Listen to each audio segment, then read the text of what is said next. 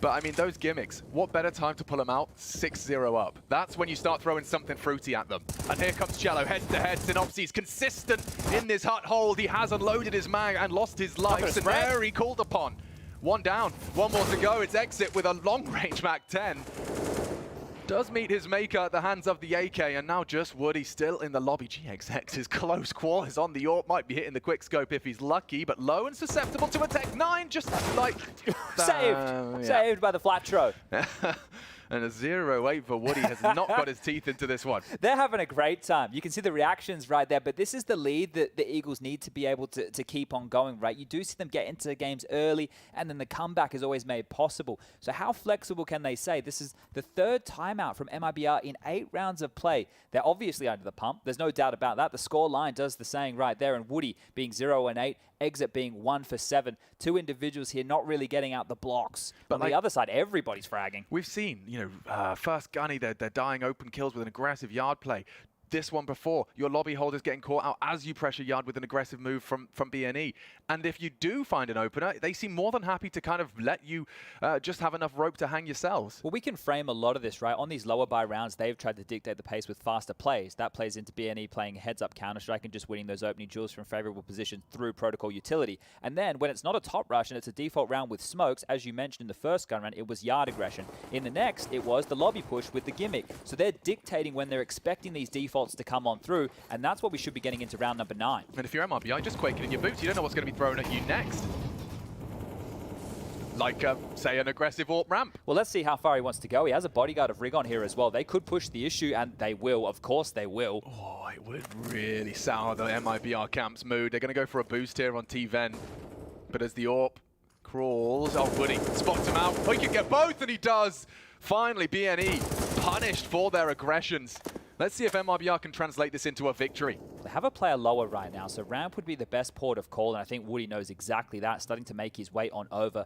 There's nobody available to deal with this, and if they double push hard, this is a perfect position from Exit to get both. Only got 16 bullets, though, so he does have to be quite precise. Bomb's already going down, he hears them there. Cello still resides in lobby, so MIBR set for success here. And finally, breaking their silence, their 8-round silence. Synopsis to put his head right in the crosshair. Cello plays the reaction speed test. You won't expect this now if you're flat throw. Why would you be expecting 2 players in the lobby? Though Exit gives up the position, but does finish off the kill, and beautiful stuff, well handled, and that is Woody's first 2 kills of the game right there. So great to get him involved, and you can see how that immediately translates into a round. So good stuff. They've been able to weather this storm, but now it's about bringing it back into a respectable scoreline. The half's not done, even though it looks like a very bleak scoreline. That was a little boost that we were highlighting, and great stuff from Woody there. And to combine here is a bit more of a unit. But yeah, this is the thing. It looks bad with 8-0, but now 8-1, but it could very quickly become 8-7, 9-6. So hold on tight, because BNE have already exhausted most of the cash in the coffers here. Oh, this is quick. Turtles are ready. Look at that, ahead of the util. GXX none the wiser. They have gotten across to Secret. Flatro's already lower. Oh, down goes the AWP. Woody again puts his name in the feed. Back-to-back rounds, he's now finding bloodshed. And not his own. Rigon summoned to address the yard gap. He will have main, and you can see the Turtles already down there. They may not be ready for this. On Flatro. Responsible. And that's another one for Woody. Lovely shutdown. It may fall to Flatro, and he may not be ready for this. Great shot out of Turtle. MIBR starting to find what could be a full clean T round, and that is a necessity considering the way this one started. Yeah, big problems right now for the Eagles. As I mentioned, the cash has been spent, and if Synopsis and Scenario want to save, right, that's probably a conversation they're already starting to have. Synopsis would need multiple kills on the crossover towards Secret here, and it's not even a certainty that it will be the B bomb site just yet. Walking down ramp, they have control of the lower site in the palm of their hand, but it's about getting that bomb on down. It's unlikely that this one goes wrong, but there's always still a chance. The only thing that's making me nervous is that bomb's position in sync with Synopsis. He's not actually, he's no longer holding it, so no stress. Exit's down. Info relayed, and 4 of them down lower. yeah, do you want to go for it? Even if you flash into the vent, Jota could probably turn it in time. They have to save to stay threatening. But you could see here after they lost that opening kill, that's when it became a little bit more individual, right? And waiting for the pushes. So MIBR have gone, hey, we know exactly what they're doing. They're coming for these aggressive maneuvers. If we can throw some utility so they search for info and they walk into our crosshair, all we have to do is click. And obviously right now the ones who've been doing the better clicking have been the Eagles, but this is great. Woody in 2 consecutive rounds has managed a multi-kill. Right, that's the change of tune. 2 big AWP kills as well against, well, I don't want to say both AWPers, but Rigon did pick up that AWP to have a second crack. Scenario now trying to carry that one across to see if they can find some traction with it. But this is where for the Eagles, if they don't want to let the half get away from them, they're the ones that need to make the adjustment. Because MIBR have, right? They've decided if you want to keep playing this aggressive style, we will change, we will wait, and we will hit those necessary shots. And they're getting loud back here. We knew that both these teams were going to come today and put everything into this. Yeah, I mean, it's all out there on the line. All the practice sessions, late night conversations. And it all boils down to one best of 3. They've played thousands of them. But for both MIBR and BNE, this is where you got to put it all out there. It's interesting to see the Eagles not go for a timeout here just to see if they wanted to apply these weapons in any special way. I know that they will be looking for a buy into the next here, but maybe even just to address the problems of the last 2. This is still quite a threatening round with the pistol upgrades. The AWP now trying to peer on in from the top site. This is what Woody might be waiting for. Yeah, if he parks behind CT vent, though, this is great, right? They're not going to be able to molly him out of position at all. He can actually stand and should be good for 1 unless they bait a shot or early flash. So a power position here, if they do try and linger in towards that top site. He can't really rotate around, though, when required. That is a little bit of an issue here. But also note, Scenario and Synopsy still have smokes. How long, how stoic can they be with these in hand? Position's about to be negated here by this smoke. Great jiggle. Confirms the AWPing presence is one thing. GXX addressing Yard off the back of that, and you can see that Cello's just kind of parked the bus and returned to the pack. Ooh, Flatro sound cue given. Jota knows there's something close, something fishy afoot. Nerdy Molly doesn't quite spread. They really want to keep MIBR stationary. What are you up to? Flatro falls to his demise. Now they can just execute. GXX from the heavens. Not easy to contribute with the AWP up there.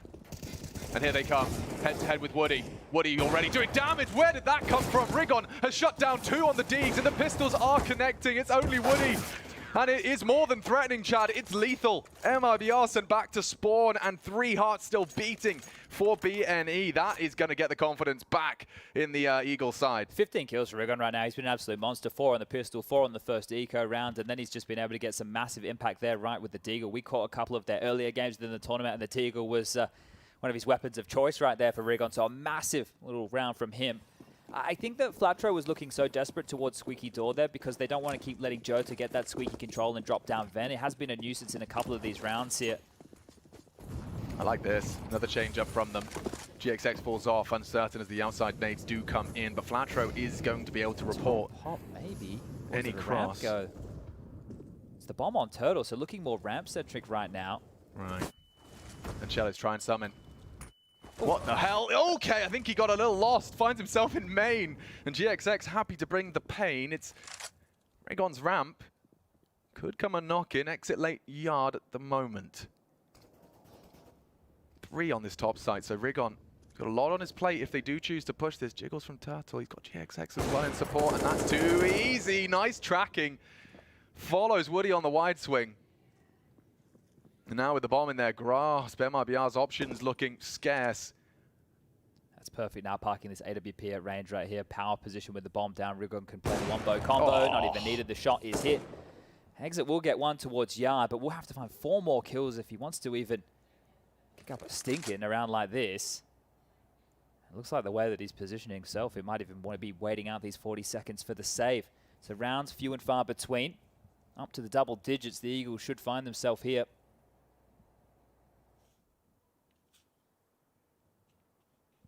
Interesting with the 2 types of teams that we have in the server today that we did find ourselves in the Holy Trinity, their map pool. Nuke, Ancient, and Vertigo, if required. I think a bit more of a brawly nature between the 2 here, but Rigon having a look. Ready for this, and cannot connect. Rigon continues to do damage here. Big smiles on the faces. This is probably going a little bit too well. I think suspiciously Eagles, well. right? Yeah, this is everything seems to be working. Oh no, he's been I punching. think he's cut himself right there as Mr. Old Flatro. I don't know if he's been hitting the desk. I'd argue that might have been after the hot death. You know? Yeah. Okay. Bit of frustration or a very, very passionate fist bump. Yeah, right there. I see it. Yeah. You just fully like. Might have to get first aid out there with a band-aid or two. We might have to. Yeah, this is attack pause. We might need a medical pause after that one. But that just shows how much passion is involved, and you can see the dismay on the faces of MIBR. There's a long game ahead of us, a full best of 3. But when you've come this far, so much of a lead-in to this game, you can't help but feel that the way in which this game started for MIBR, it's going to test their mental early. 10-5's a great half. You know, yeah, they can still turn it around. It's so attainable. These calls, what worked, have that conversation. The last time it has been used, it's elapsed bit. Better have given them a good couple of tips. But this is where it chops and changes a bit. One of them was a 2-man ramp push where Woody got 2 kills, and the other with Woody with the AWP, one top silo and then towards Yard, and the kill came his way, right? So this is where if the Eagles have made the right adjustments, how are MIBR now going to find more rounds? Oh, look at this, look at this. My, Xenopsy, bloodthirsty. And he does catch lead. Nice from Jota. No rebuttal from the squad. And he's going down. Oh, he should go down to the nade. The spray. He's just paused. Evades all of that trouble. And he's got himself down. Fair play to Jota. I don't know how he's pulled this one off. Very dicey stuff right there. But again, addressing this Squeaky so aggressively, it's key that the Eagles want to deny this. And this time around, not only have they given up the space, they've given up a death. How do they operate in this 4v5 disadvantaged situation? GXX to try and address Yarn, but if the smoke wall lands and there's no gap, he will not be able to deny this secret cross. The rotations will have to be met differently here. Yeah, look how mobile they are. We've got 3 members of BNE to contest this. And Scenari's going to push, maybe even going to mantle over for the flank. This could be huge. Master footsteps. Huge exit. His first victim, nothing else to report. Jota's in the vents. Flatro loses his life to find that information out. And Rigon, this is a hard one to clear. Jota opens the door though. He's always been found. Big for the MIBR boys. And set for success now. I don't know. That little mask of the footsteps right there to allow the jump up was great. I think one of the issues and the reason they didn't want to spam through the smokes, is he giving this one a He's having a look, isn't he? Okay. He's got all the nades, you know, smoke to force the swing. Oh, you're getting me hyped. Well, you wouldn't, and he won't. Okay, GXX, I admire it. It's an attempt. It is an attempt. Yeah, but that's going to be the AWP scooped up, so Woody's going to be loving that one. And as you mentioned, 10-5, not a bad half whatsoever. Just 2 more rounds necessary for the Brazilians to get exactly that. The buyback is available here, and again, it's Jota and this annoyance at the squeaky door. I can't believe it. We saw him get a nade and a full magazine of M4A4 thrown at him, but just through cutting himself, just standing right in the middle of nowhere, he manages to evade. And a brilliant round from MIBR. Can they build upon it, string together 2 consecutive rig on? Yeah, he's bringing it back to Jello. Look at the crossfire established. Okay, it will be at least tested. And Turtle at least stops it before it gets out of control. Jota's down the vent again. He's done it again. He's been able to slip on down. How are they addressing this? Flatro over towards Secret. I don't know if he's aware. Jota certainly is of the potential. Has to make a sound cue here. Yeah, not looking. Flatro might die on the side of the head. Yeah, he will. Jota should have this kill every day of the week. He wants to wait for ramp. Now they know. Suddenly, Synopsy swings out. He reveals himself, and now MIBR set for success. Woody not looking. Bad cover and a flurry of frags back. MIBR have fumbled. And it's GXX to put the nail in the coffin. Yeah, they will get loud after that one. Yeah, and I don't know how they even pulled that one off. Flatro goes on down. You're thinking to yourself, at this point, they not only have the lower control, they've completely pants the rotator. And then what's the rush? You're right, Woody's looking the wrong way, expecting a push towards the lobby position as well here. The desperate swing of Synopsy gets something, and that allows GXX to be activated for 2 big kills. It all kind of just fell apart in an instant right here. Looking good until it wasn't for the Brazilian side. Whoa, that's going to hurt. Could get worse. 12 as well on the agenda. Can we stop Jota from getting down the vents? Hasn't held them back, at least, not in this previous.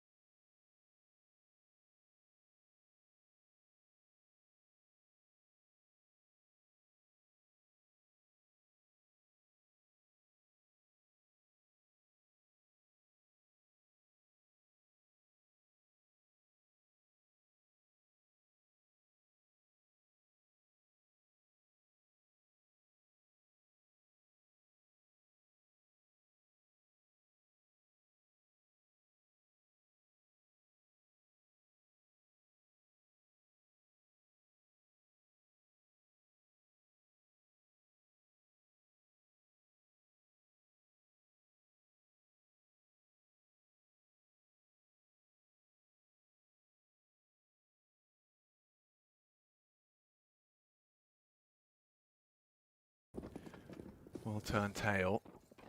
Here's the descent from 3, and they're just bouncing in. Yeah, this is a big duel for the Yard player, but Cello's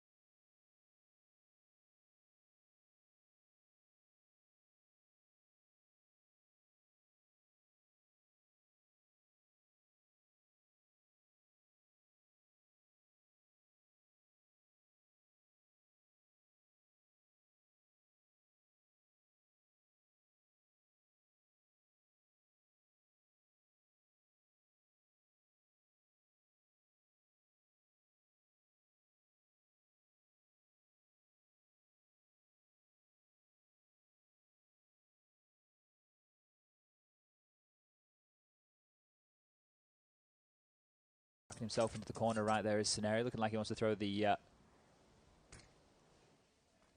same variation I believe Perfecto does for Na'Vi. Diagonal smoke wall will land. Oh wow, he spotted something right there, Joda. That is massive. Rigon did not stand a chance. Really nice ball from the Yard rifle.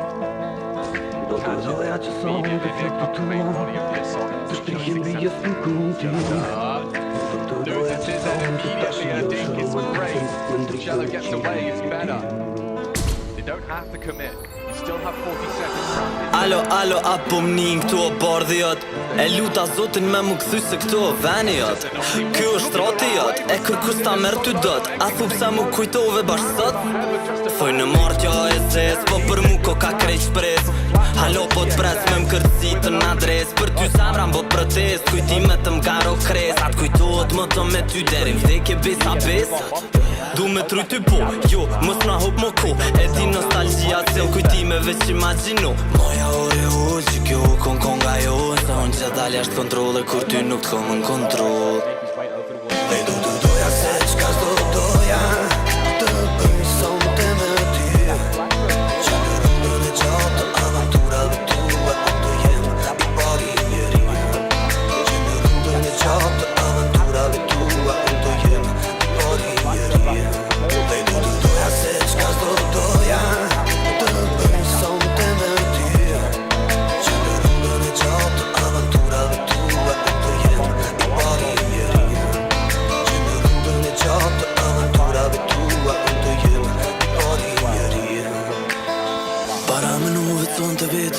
te Krytëm shtetën unë të të qiri unë dhe zë mbarë dhe zi Hajde dhe kom unë në te Kom perde dhe krenaris Më i marigon që më keqen di spirtin lumë të rije I thom vitët su për kësa imaginat të du me dal Smoj me atë rumbi sën e dashnis Krejt migull, val E nësë qa po du me të thom veç dhe fjall Ty të disht kur mos më nal Pasha fletore, lakë si letra në dhe dorën Ta kom kushtu minutin në orën Se ki kuptu metaforën Oja ore ullë që kjo kon nga jonë Se unë që dalë jashtë kontrole Kur ty nuk të kom në kontrol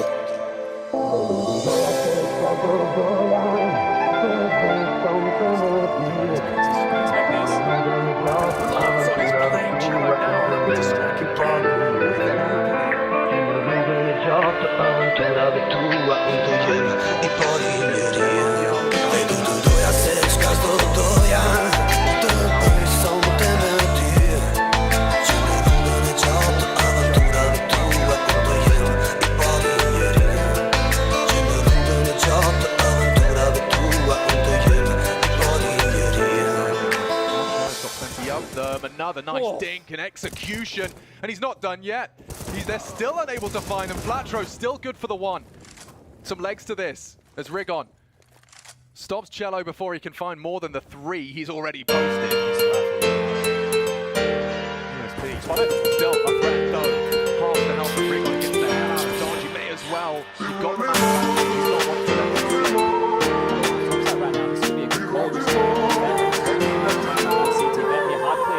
Komm, lass uns gehen, oh, ist nicht zu spät, du liebst mich sehr, per muy concreto, Sam thiri në ndrive t'mi se ja futa blok S'kom interes me najt vet unë idiot Ku njerin që e du dhe i gjepa ta shok Sot o kam dëm fërte jën kam rjedhin lot I wanna stay with you Cause I love you too I wanna make you boo Live in this deja vu Wanna make things right Please hug me really tight Cause every different night Oh, kam jen me I shajt Që nga doj me pisht pund E ku nuk po ishtin hund Valla I ko kanë smut Qa me po Ti mani move Ti mani move Me look right Ti mani move Ti mani move Ey, kom lass uns gehen Ist nicht zu spät Du liebst mich sehr Per muy concreto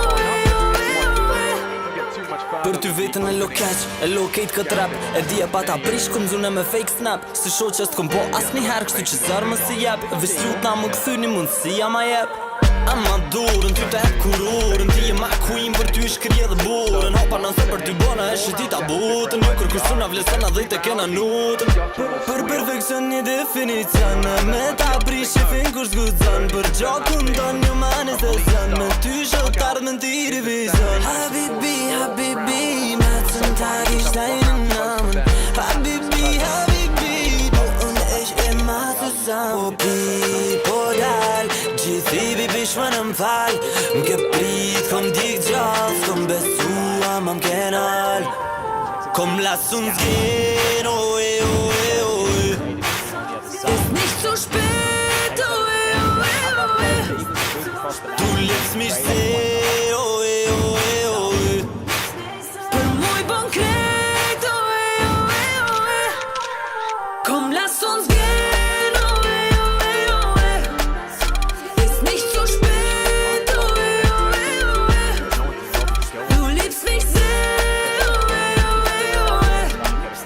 Per muy concreto So, keeping the feet planted towards A. Jodo clearing yard right now. If he backpedals and assumes it's clear, it would be the wrong call. But now the smoke's come over. It is confirmed that something's on the other side.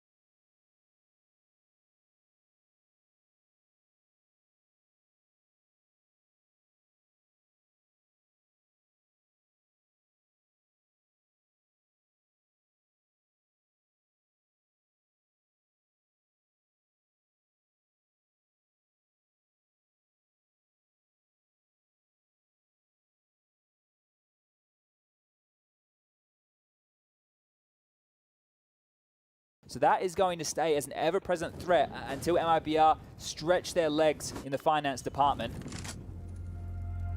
No open yard from the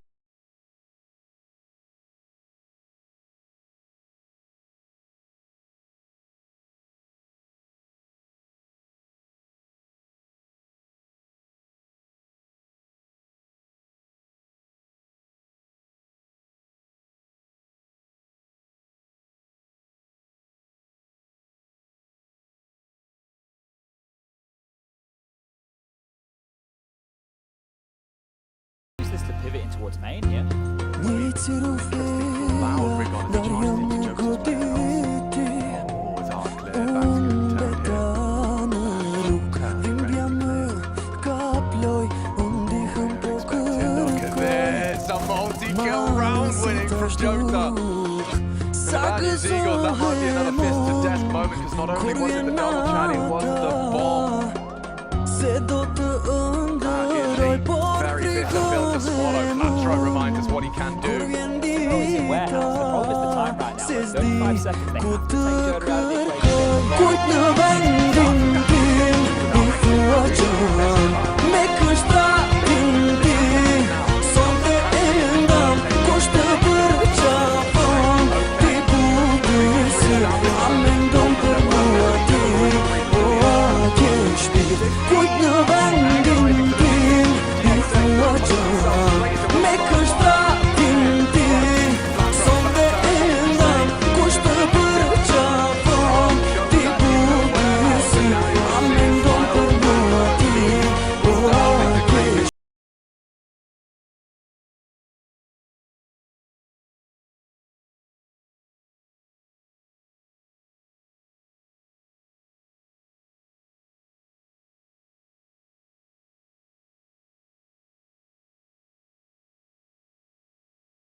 right there is massive. The fact that you can hear out from that position and know you have 2 kills on a silver platter is huge.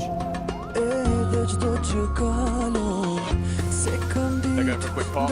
Exit, playing anti, expecting the fight. Still gets flashed up. A tree. Rigo with 2, but look how many bodies have hit the deck. Complete whitewash.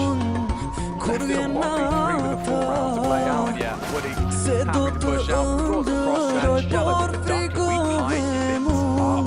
They are ignited on fire. That means 5 sequential rounds. More than that now. 6 on the clock from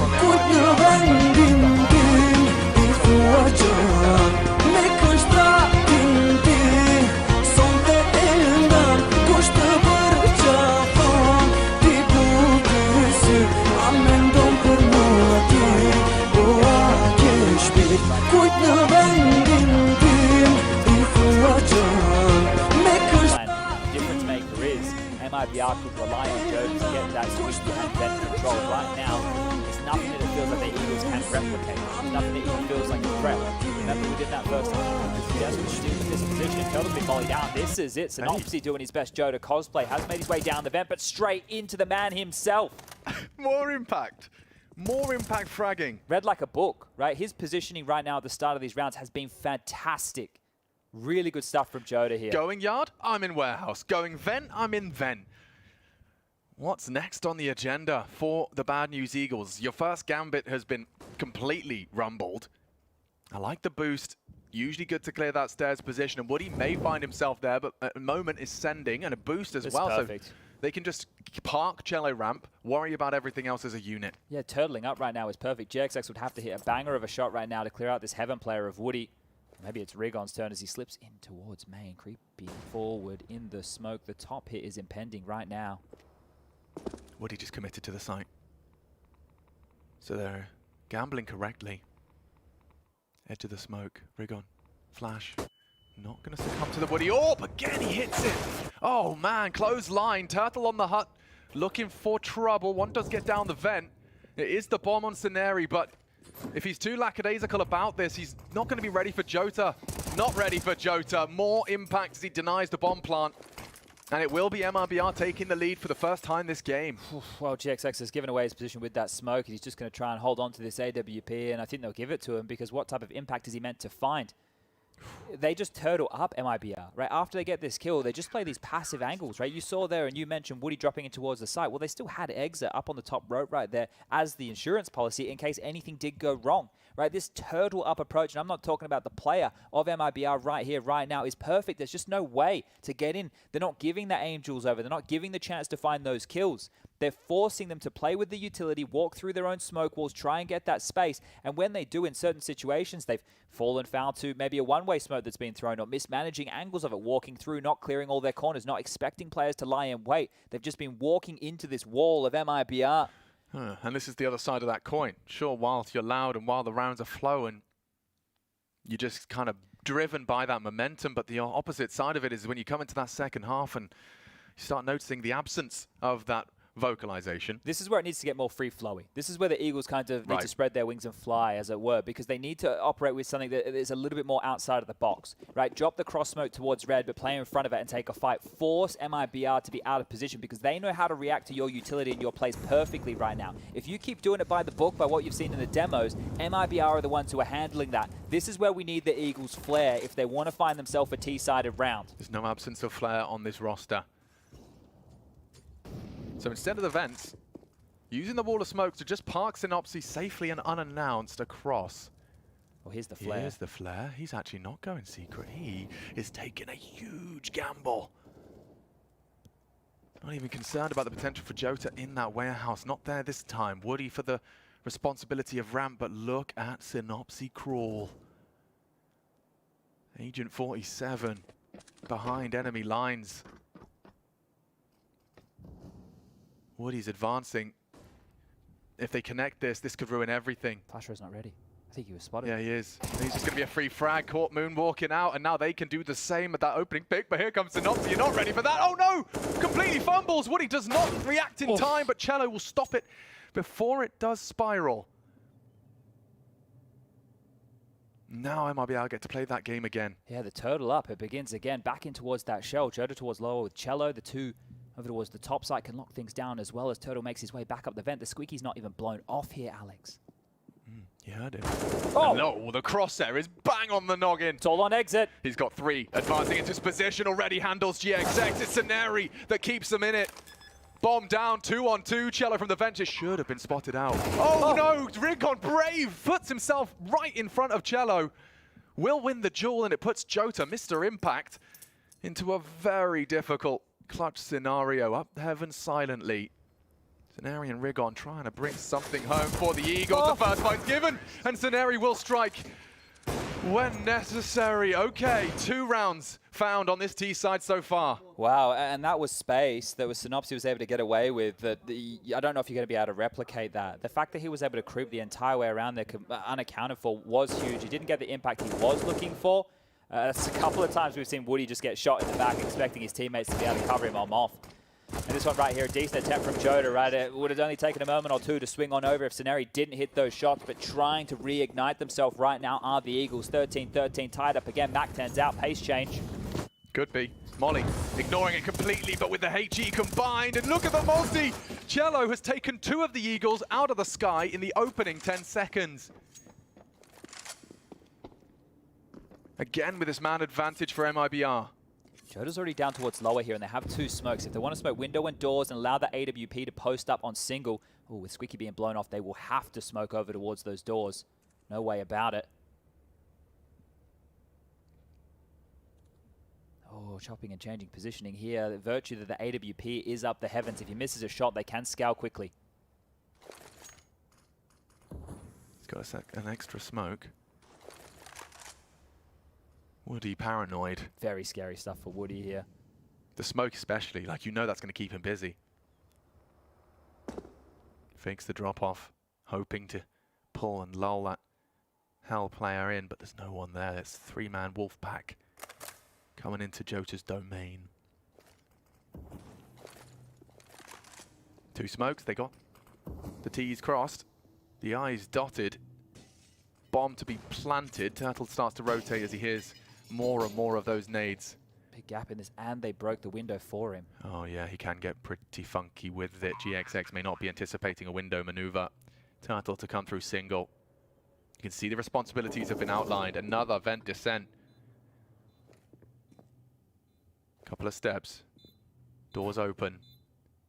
Everything hanging on by a thread here. Timing crucial. Nice nade. Jota alive though, and now Turtle's coming out single. Jota's down from the windows. It's all onto Flatro. GXX strikes for the first. It's a one-on-one.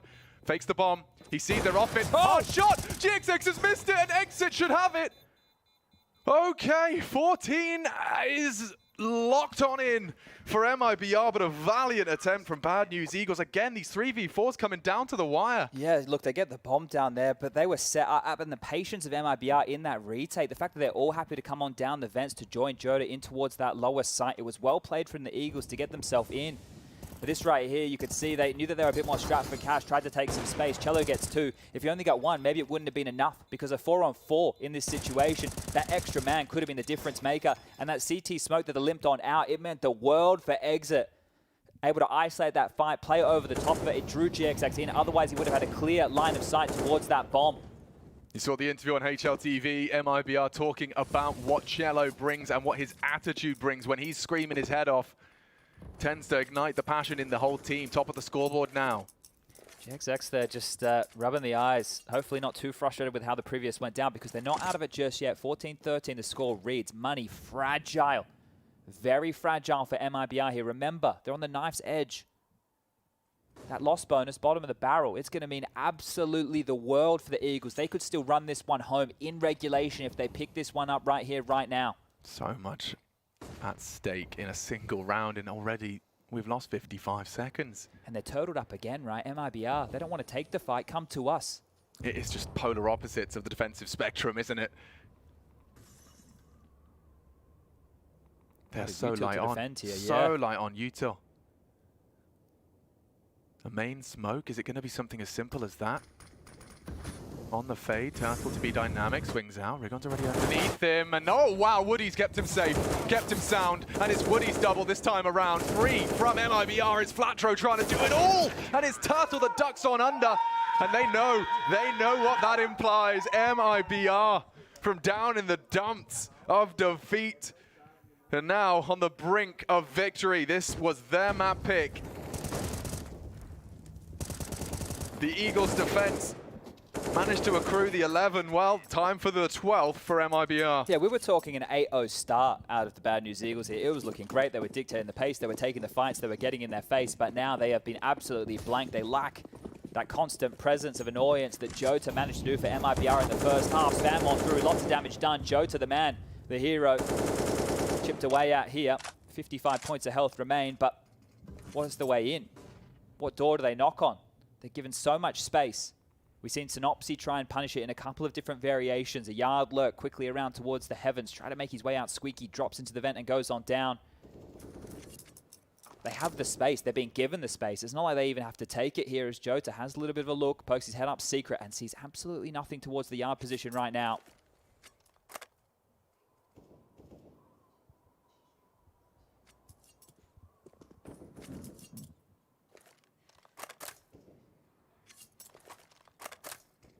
Jota's been finding impact all over the shop. And this could be the headshot. AK VM4. Jota spotted out. And that's enough from him. Anticipating the reaction now. Woody. Rigon! Oh, what a headshot! He does pluck Woody out of hell. Like a bat out of hell, heading to heaven. Flatro, that's the bomb. Turtle does spin around already. The bodies are dropping for the Eagles. Getting plucked apart. Synopsy, all Scenari gone, and that'll do nicely. They find their voices, they find that passion. The fire burning bright in their belly as MIBR take their map pick. What a recovery. Yeah, getting absolutely fired up there, and can understand why. When they were down in the dumps when it was 8-0, it was looking bleak, but timeout after timeout from Bit, the coach, to try and get them a couple of rounds, right? 11-4, it doesn't look good. It doesn't look good whatsoever, but 4 was enough. They put up the CT wall in that same fashion right there, and the Eagles, that was a chance to get 1-0 up in this series and now put them onto the back foot going into their own map choice. The problems now for the Eagles right there, they were looking a little bit flat on the T-half, and that's where they have to start off on Ancient. situation. You talk about those times from MIBR. I reckon Eagles might have had 2 or 3 left. Yeah, I felt like they only used 2, and that came in the second half right there. So maybe something they can address going into the next map of play. But that's a great comeback from the Brazilians here. 1 map away from the Legend stage for MIBR. 1 away for Brazilians in the Legend stage. And we're going to break it down over at the panel now. So why don't we go ahead, put your feet up, relax, and let them break it down. Yeah, we'll gladly do that indeed. What a comeback again from MIBR. And I feel like I've seen this movie before when it comes to Made in Brazil specifically. Sometimes they do take a little bit of time, right, to figure out the plan, maybe to warm up in some of those individuals. But once one clutch comes through, they all come through, Pim. It's a momentum team, right? Once the ball starts rolling, they really start to feel it. An amazing comeback right here, being 8-0 down in such an important matchup, right? It requires some sort of resilience in order to restore yourself and make sure that you're ready for it and coming back. I feel for MIBR that it was a well-played game. Even the 8 rounds they did lose in the beginning, it came from Bad News Eagles being very one-dimensional, right? It was just pure aggression, relentless aggression. Within the first 10-15 seconds of every single round, MIBR died. And as soon as they stopped doing that, they actually had the game under control. I feel like they did this map on a hard mode, if you're MIBR. The hardest mode possible. You allowed Regon, man on fire completely from the very beginning. He had that crazy pistol round. The string of rounds coming in. Everyone is get fired up on the side of Bad News Eagles, being right in your faces. Chad was talking about it. And yet, still, they find that depth to figure out a couple of rounds on the T side, making the difference, which BNE couldn't do on the second half. Yeah, it was very interesting to see. Do you think it comes down to, well, actually, let's look at this. That's a ridiculous way to start the game. That was nuts. To talk about a player that we know can catch on fire like Regon, someone that thrives in these moments, and he opens up the round, he opens up the most important game of his career with a 4 headshot in 5 bullets. That's ridiculous. It's impressive, and it was great to see Regon, and he was one of the few guys finding impact throughout the entire game for BNE. Even on the T side, he tried his absolute best to push them over the finish line. Unfortunately, there wasn't much help coming in for him, and I guess that is one of the few things you can say about BNE, one of the things we address coming into the game. Sometimes it is a little bit too one-dimensional in the way that if the aggression is not working, then do they have anything to fall back on, right? We saw it on the CT side. The first 8 rounds, it was just relentless aggression, pushing ramp, pushing door, pushing hot. But as soon as MIBR figured it out,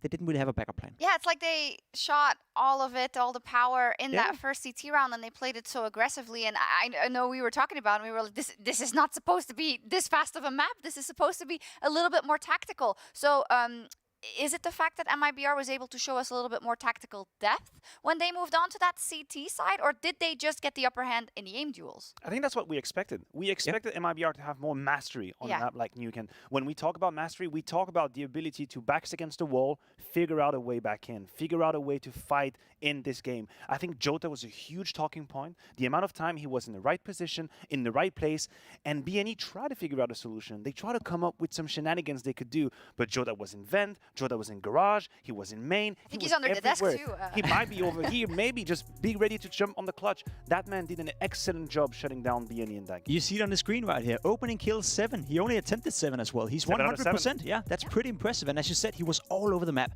constantly assertive, constantly moving around, and very proactive in his way of playing Counter-Strike. I agree with you, though. I think we got what we expected from MIBR. They were supposed to be the better Nuke team. There's a reason they picked the map as well. And I would even go as far as saying for BNE to push it to this point where it was 16-13 is also a positive thing they can take into the next map, because they did a good job here. Ah, yes, but they got so many rounds on the T side. Like, it was 12-6. On the CT side, rather. It was 12-6. That's the issue that I have with Bad News Eagle now, trying to sell the narrative of them coming back, is I feel like they had everything they needed for a beautiful steal, a robbery on the first map. Right? They start 8-0, they have the money, they have momentum, they have all they need, and then they find only 2 rounds out of the entirety of their T side, which, mind you, they will start on Ancient, right? So I hope they can just stop that rhythm right now.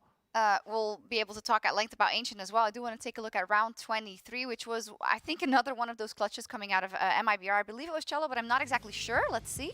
We talked about Jota. Look, we talked about his positioning and how he had, at times, completely shut down the plan from BNE. That's a good example. He's behind them. For some reason, Regon and Senri just missed the idea of checking that corner, which is a huge issue.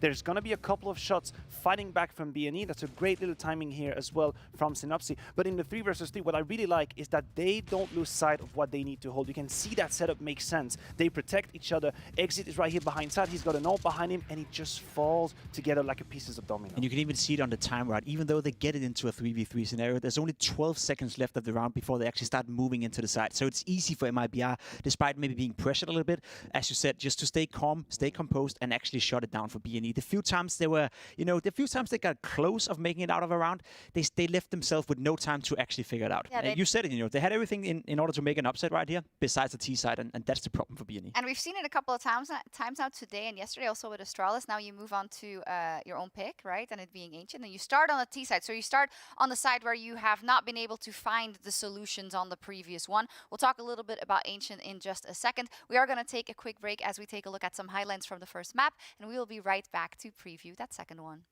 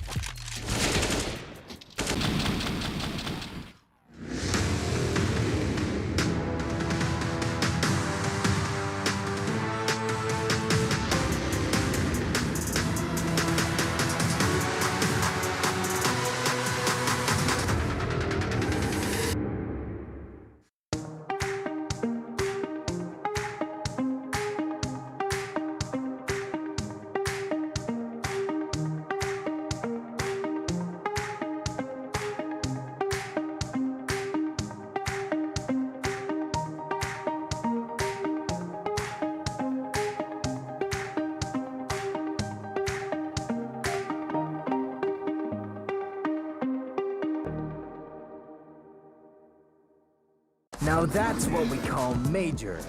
14 days of high-octane action. 14 days of fierce battles.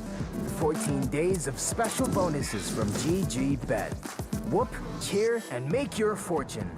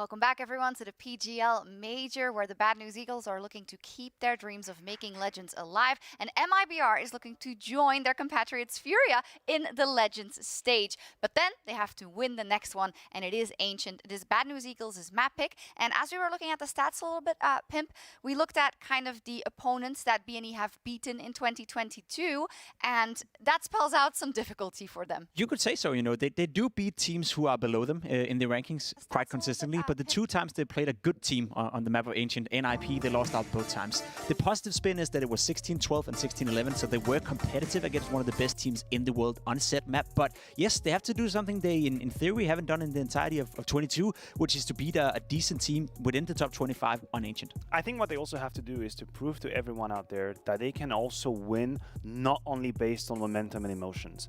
And don't get me wrong, this is beautiful to witness. It's beautiful to see. It's a weapon that they have to use and they have to yield. But what we have seen on Nuke is that when the win is against them, when the rounds aren't coming, they can drop flat just a little bit and seem deflated. That I don't want to see that. I want to see try. I want to see figure out solutions, come back into a game, fight back, reclaim momentum, because we haven't seen it on the first. Yeah, don't find so many solutions. You, of course, come from Blast where MIBR lost to Pain, right?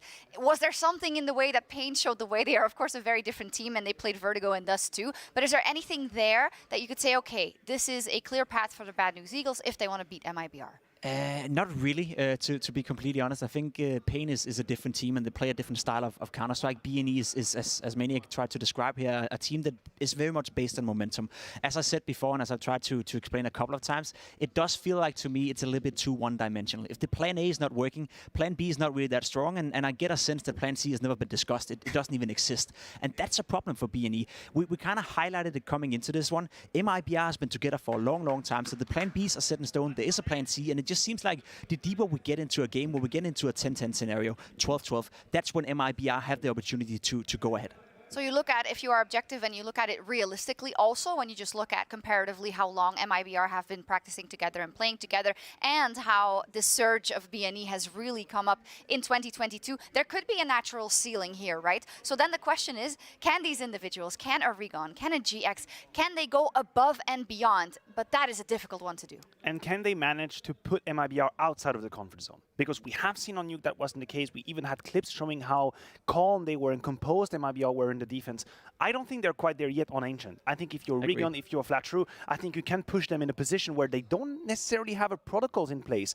And suddenly things are getting much more dizzy. You don't exactly know what you're supposed to do. Your teammate hasn't have an automatic response, and then mistakes happen. And I think this is what, if you're a BNE fan, that's what you're looking for. You're looking for chaos and response that aren't here for MIBR. MIBR is already out of their comfort zone. They share the same history when it comes to Ancient. They cannot beat anyone good. Every time they face a European opposition, they lose. They did it at Blast to OG twice. They've done it to Copenhagen Flames as well. They haven't been able to beat anyone good on the map. So I think MIBR already now is a bit out of their comfort zone, which is why I fully buy into your point right here. The more aggressive you can get, the more you can push the limits in the beginning of the game, the quicker you can make MIBR realize that, oh, maybe we're not ready for Ancient against a good team. And we have seen that it is a game of margins, right? Often versus MIBR, teams are able to mount a good amount of rounds, but when they get going, if you give them even half a clutch, if you give them half of a momentum, they will take that and they will run. And that's, I think, where it comes down to what this particular game also encapsulates. That is such a difficult word. For sure. In terms of MIBR and the Bad News Eagles. Yes, and on the side of MIBR, I think they truly have players that can step up in that moment. Exit is a name that I have in mind because I truly have the idea that no matter where he is on the scoreboard, no matter how good of a game he's having, I'm going to open my ass to 13-13, I'm going to see him in 1 versus 2, and he's going to put it off. I've seen that movie 2 or 3 times already throughout the major, and that is invaluable. Knowing that a player is going to step up and make the difference, disregarding his situation in the game, it's a huge value for MIBR. I agree. I'm just super happy that MIBR gets to start on the CT side, because I've seen them play Ancient 3 times, and every single time I've seen them, the T side is dare I say, a little bit uninspiring, right? It's very basic. It's very simple. They like to walk up A ramp. They like to walk out B, and if they win the initial duel, then yes, it can spin out of control, but there's not a lot of rounds. There's not a lot of mid-round calling. There's not a lot of trying to maneuver around the map to force your opponents to rotate into an uncomfortable situation. So it's very much do or die for MIBR. So I hope, from what I've seen, that they have bettered themselves on Ancient, that they're coming in with a more inspiring T side, and therefore I'm also happy they get to start on the CT side. Because if we want a competitive game, I think MIBR needs at least 10-11 rounds again on their CT sides if they want to stand any chance of winning. You're saying there's a chance we get that 3rd map. I think we will. We I think we will. Yeah. Love it. Music to my ears. Let's head over to Chat and Machine for the game. Thank you very much, Shonks, Jacob, and of course Matthew. I wouldn't hate a third map, but I'd feel like it's definitely up for debate. Though you can see the bookies, and I wonder if my analyst is feeling the same. Ancient, could it be the last map between these two? I want to build on what Jacob was saying there, not just necessarily about MIBR and their CT side. I think it's all about the T rounds here for both these teams. Both teams picked up the CT pistols, right? Both teams really struggled on the T side of Nuke right there. And I think obviously their approaches on the CT side were a little bit different. The Eagles were quite aggressive, whereas there might be we're happy to turtle on up. This map allows for both play styles. You can play aggressive early, then you can turtle back up into the sites here. But I think that the difference makers could be, and when you get into a best of 3 series like this, where what we see in front of us now only matters, if you pick up the T pistol, right, if you are the Eagles, that could mean the difference between them having an 11-4 first half or maybe even a 9-6, 8-7 scoreline, right? So these early rounds on the T half is where a snowbally, more momentum-based team has a really good opportunity to stamp their message early on, right, and force these lower situations where MIBR are down to the pistols. They're in that washing machine of the CT sides here. Now, I think that it's going to be difficult to manage those emotions that we've been talking about throughout. You saw how fired up MIBR were after that win, and you saw how fired up you had the boys from the Eagles getting within that first half. Rigon bloody took his hand off the mouse and keyboard after 4 kills on the pistol round because he knew that he had won it right there and then. So these emotions, there's still going to be a storyline throughout here, but the pressure is going to go both ways. The Eagles 1 map away from being eliminated, MIBR 1 map away from qualifying for that next stage and joining Furia in the Legend stage. We could have 10 Brazilians in the Legend stage should MIBR convert here on Ancient. The newest map in the pool, Bad News Eagles looking to extend play and take us to Vertigo. We've seen both teams look threatening on it. Yeah, we actually did the Bad News Eagles versus Imperial game on Vertigo right there, and the Eagles seemed to have quite an easy go. I think under the scoreline as there was a bit of a comeback on the CT side from Imperial, but they were dealing with whatever was thrown at them there. But I actually do like MIBR on the map of Vertigo too. So I think if we do get to that third, that'll be where the more brawly clash starts to define itself, because so far Nuke wasn't that way. There was teams attempting to go quick, attempting to force the issue, but not being able to get away with those quicker moves. But here we are. We're underway. Pistol round, map number 2. T-start from the Eagles on their map choice, and Scenari and GXX are the two with a little bit of util to work with. 2 smokes, 2 flashes, a Molotov in play, and well over towards the B bomb site here. Just go B, said a Swede, and they're in. Look at very the quickly. There's 2 in cave. You can have cave, because we want spawn. Look at the smoke arriving just at the same time as Synopsy, in case anyone was brave enough to push through. Already a frag from Turtle responsible for that ramp and lane side, but already BNE bringing the pace. Gap on that smoke. Gap on the smoke as it fades. Geeky positioning of that. And oh, Jota, he doesn't believe it. The smoke was up. False sense of security as Synopsy will take 3 heads on the Glock. Leaves Turtle all alone, and he's known. He was spotted out on the lane. Hard to track. A jiggly Scenari and 3 bullets.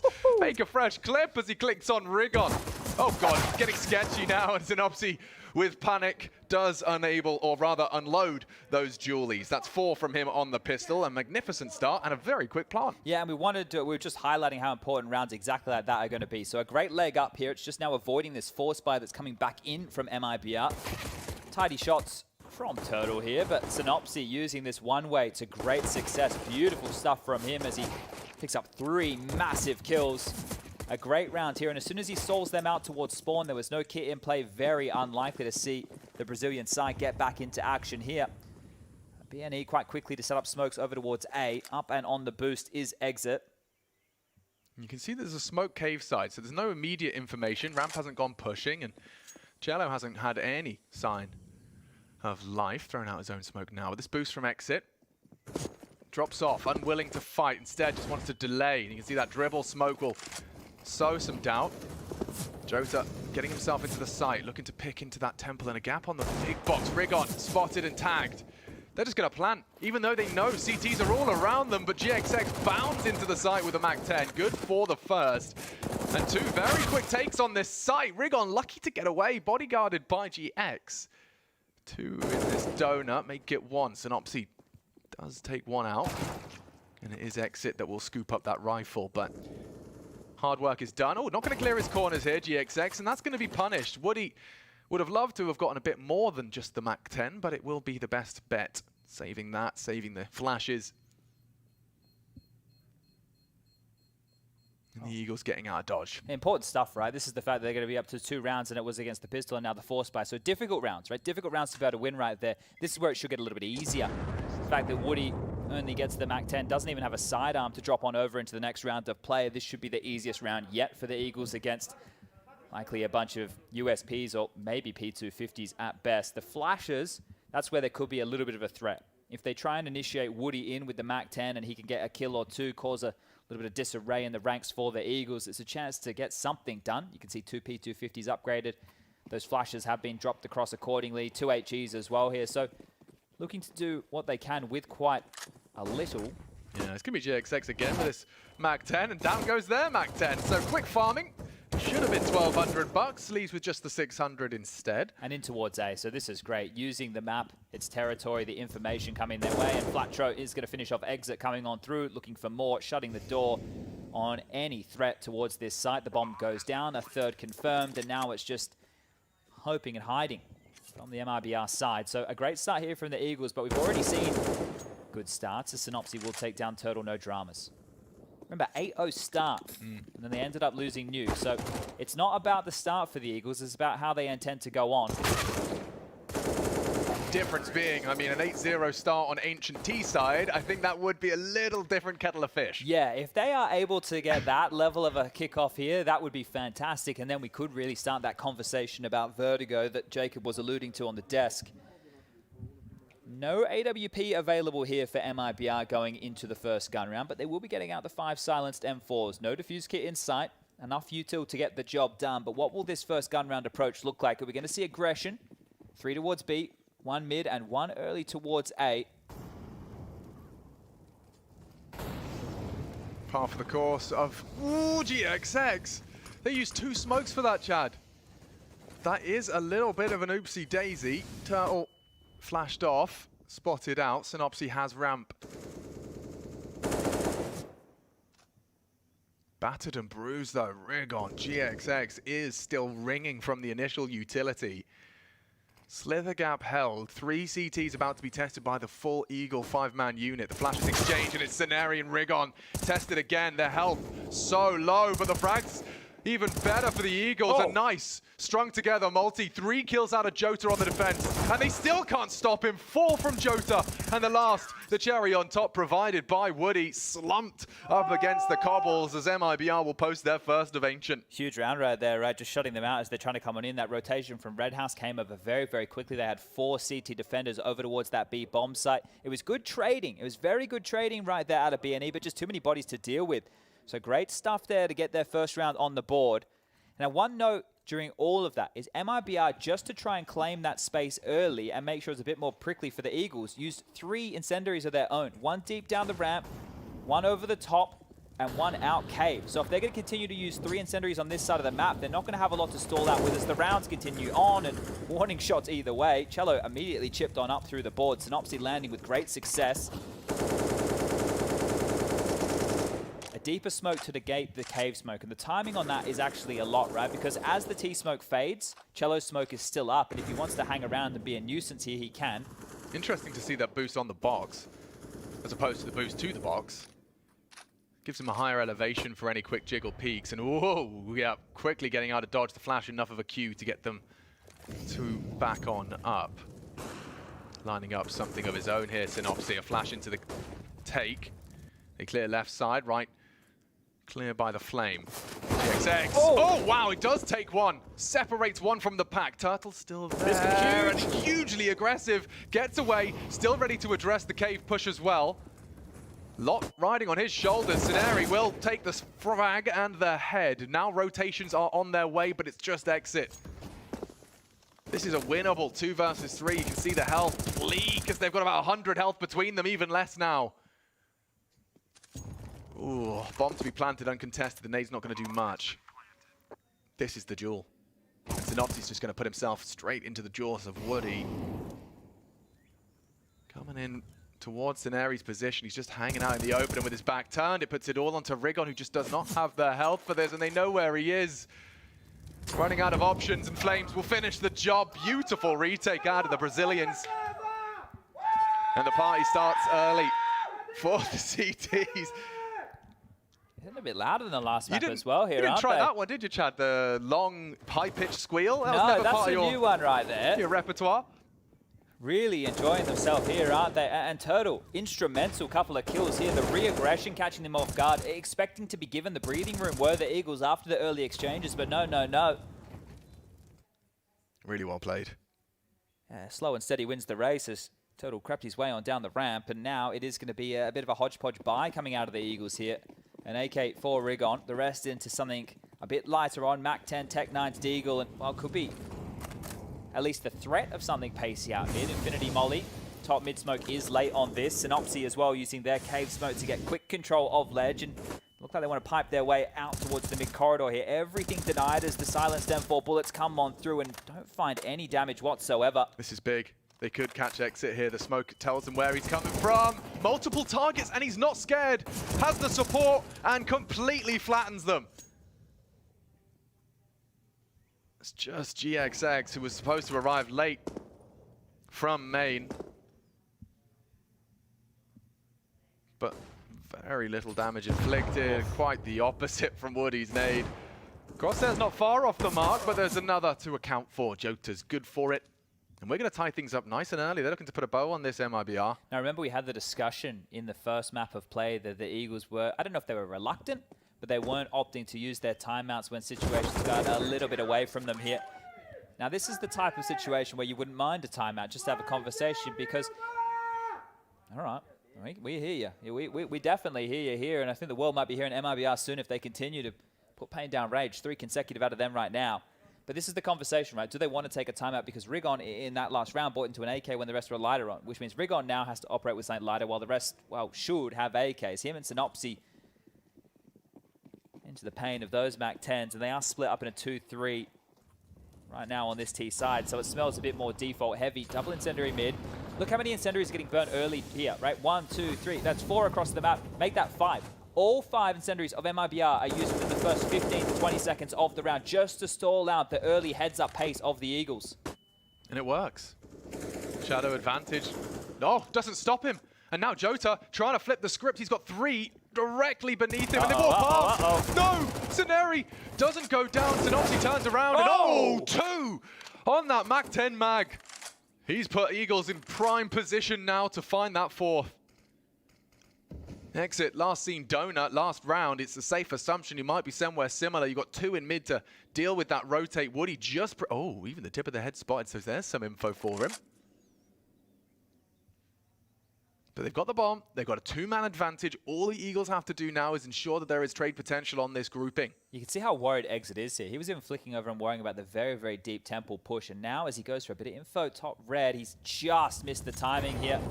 Plays behind the molly, can pivot back towards A. Exit can do this. He's going to be there in time. Synopsy ahead of the pack with his low HP. He's just going to get clear and look to get information. His death is information, but Exit can extinguish it. Flatro!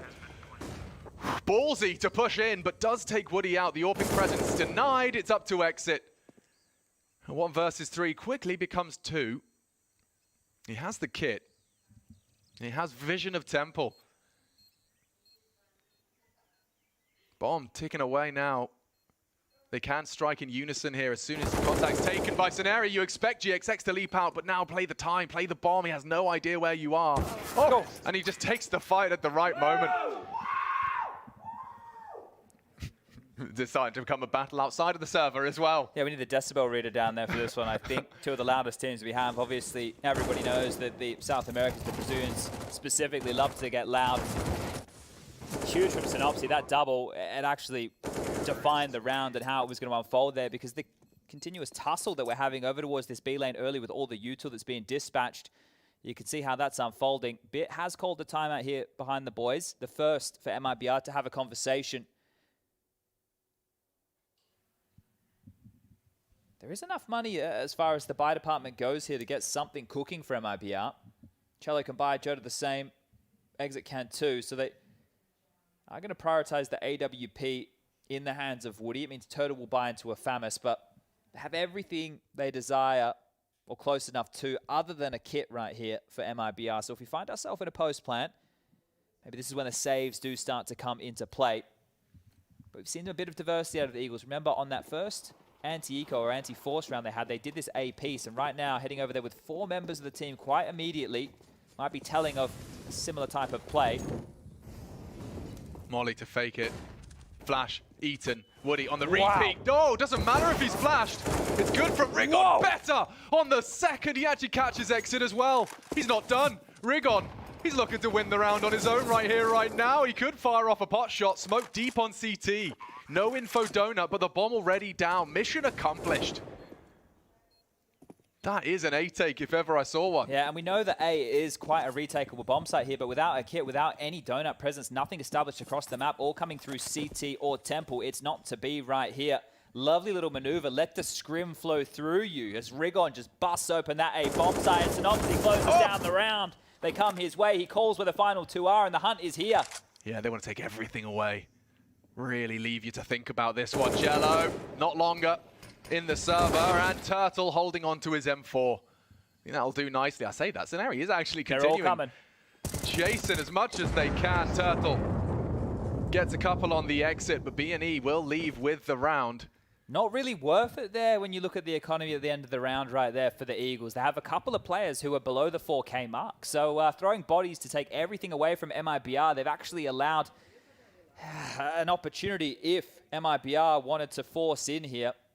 It's unlikely for that to be the case. Next round, 2,400 as the lost bonus, just going to operate with this one silenced M4. But if they're able to get 2 to 3 kills again here, MIBR, they're going to keep the Eagles right where they want them financially. This is looking like a B rush. Yeah, there's not going to be any incendiaries this time, at least. Running through their own smoke. Oh my goodness, yeah, straight in and straight out into Turtle. They boosted. That's the frag they need. Oh no! Disaster has struck, and so has Turtle. 3 in quick succession. It's up to Scenari. Need this. Gets it. Has to save him from red faces now. Scenari with just 48 points of health will scavenge away the M4 to make this more manageable, but BNE making it difficult. Jota will come in from behind for that ramp. Closing the gap. He can go anywhere with this, though, Scenari. 75 seconds to work his magic. Everything. This is the hard clear. Nice find. Now he can go to A. Knife out. Well aware that Jota likely was closing in on that B, so Scenari here really does need to save the Eagles, but this is a whole lot more than we were accounting for. Wow, Jota didn't opt to go for the AK. He's in such a hurry, knows he doesn't have a kit. There was 2 options available to him, but now he's stuck with just the MAC-10. It may be a round, but so much damage dealt. Bomb now down and ticking. Scenari opts for the safe play, and yeah, the things will peter out, but it's like a bittersweet celebration here. Yeah, I might just want to go find one of those AKs you were talking about, because the bomb is now over halfway gone and Scenari bailed them out. That fast play, the previous where they used the Molotov of their own to make it seem like they were going for a default and then just ran on in, sure, that was creative. This time round, I've seen some crazy maneuvers before, but smoking the top of B ramp and running on through it into the unknown, maybe that was virtue of the fact that, hold on a second, he's going to lose it all. Let's get himself an M4. Don't worry about the AK. He's a silenced M4 fan, is Jota. But right, maybe they went for that type of play because of the weaponry they had. And when we have a couple of MAC-10s, let's just go fast here, right? And that's costly again. So these haven't been clean. Very messy rounds indeed, as Turtle does so much work right here. But very good play from Scenari. This is a massive clutch. I know it is against the, well, practically eco. It was just the M4 of Turtle he had to deal with there, but he bows them out. And we spoke about how important these T-sided rounds are for the Eagles. They found 6. This is a good half as far as Ancient goes. Anything more right now, going to be cream on top of the cake. 6. It's a great haul. I think Scenari's getting an extra bonus after that one. And they have been doing it with momentum, right? I know that one was a clutch right there, but the round previously it was Rigon just running into A and flatlining too. So that right there is just showing you that the pace, when they get a little bit more room to work with on a map like Ancient, what these individuals can get away with. If you haven't been watching the Eagles, one thing that they have in buckets and spades is their aim, right? They can shoot, no doubt about that. Quick throw of the smoke from Spawn will lock out any progression that Rigon may have desired. They missed a smoke here. If you look at the radar top left, you can see an absolute no man's land there between the A site logo and the red house, and B lane being claimed. Rigon hearing a lot of this. There's the smoke highlighted. Doors to be re-smoked, but it's going to be either an A fake or an A go. It must be a fake here. Donut smoke, CT smoke deployed during the rotation. As this B door smoke starts to fade, they can creep on through and find a fight.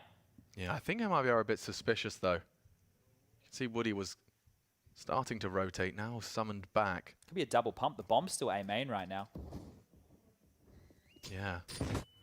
Okay, a fake, followed by a fake. And it was going to be Souls because Rigon's taken down the first. There's more bodies there to confirm their suspicions, and A is wide open for the plucking if they can just not die, Exit which coming they've back. done. The exit will come through CT. GXX has taken him down. Perfect. Now they need to get that bomb down because the rotate's on its way. And Jota, oh, the maneuver. He does manage to slip through Scenery. And GXX has cancelled the bomb. Caught out, does take one. Needs to Puts get it into away. the crotch of Jota. It's Cello on Red Room. Big duel now for Synopsy. Can't seem to find the head. And it's Turtle that puts another dead. Bomb loose. 30 seconds. Synopsy 2 fights. Big spray onto Cello. And Turtle, he has the bomb in his grasp. It's up to Flatro and Synopsy to solve this riddle. Not going to be easy. It's Turtle with 2. They've got 15 seconds, now just the 1. Flatro pegging it straight towards the B site. He will have time to get it down, and it's going to come down to another 1v1. I assume Turtle's going to give this his all, though. So many question marks now in this retake. The bomb's down. The bomb, by the time he gets there, will have already had roughly 10 seconds gone. And if he runs, he's going to give all the information over towards Flatro, who could be absolutely anywhere now. Worried about the hot pursuit. Flatro's tucked in towards the cubby. He's coming into the angle. He's been pre-aiming this whole time. And Flatro delivers for the bad news Eagles. More bad news for MIBR. 7. 2 1v1s back-to-back go the Eagles' way. Yeah, this is really punishment right now for MIBR. They're going to think, what do we have to do to get these rounds done? They even gambled back with the rotation. They were finding the rotation back over towards that A site in time and actually still made a round out of it right here. So it's just these final few kills that are really the difference makers. And off of this, I think maybe just to cool the collective down, a timeout from the Eagles.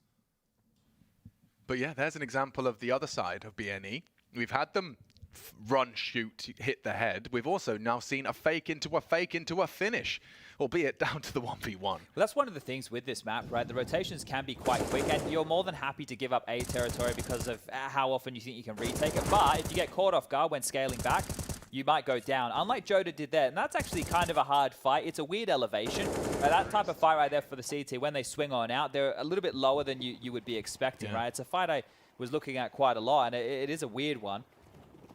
And back in with maybe a B rush again. Okay. 4 towards B lane, make it 5 as the bomb comes on over. Turtle's been good with these aggressions, but this time around it's just going to be with the MP9. It's a conservative buy. Flash is high. Rigon says bye-bye to Turtle. It's still that Cello CZ. Seems to always find a frag when it's in his palms.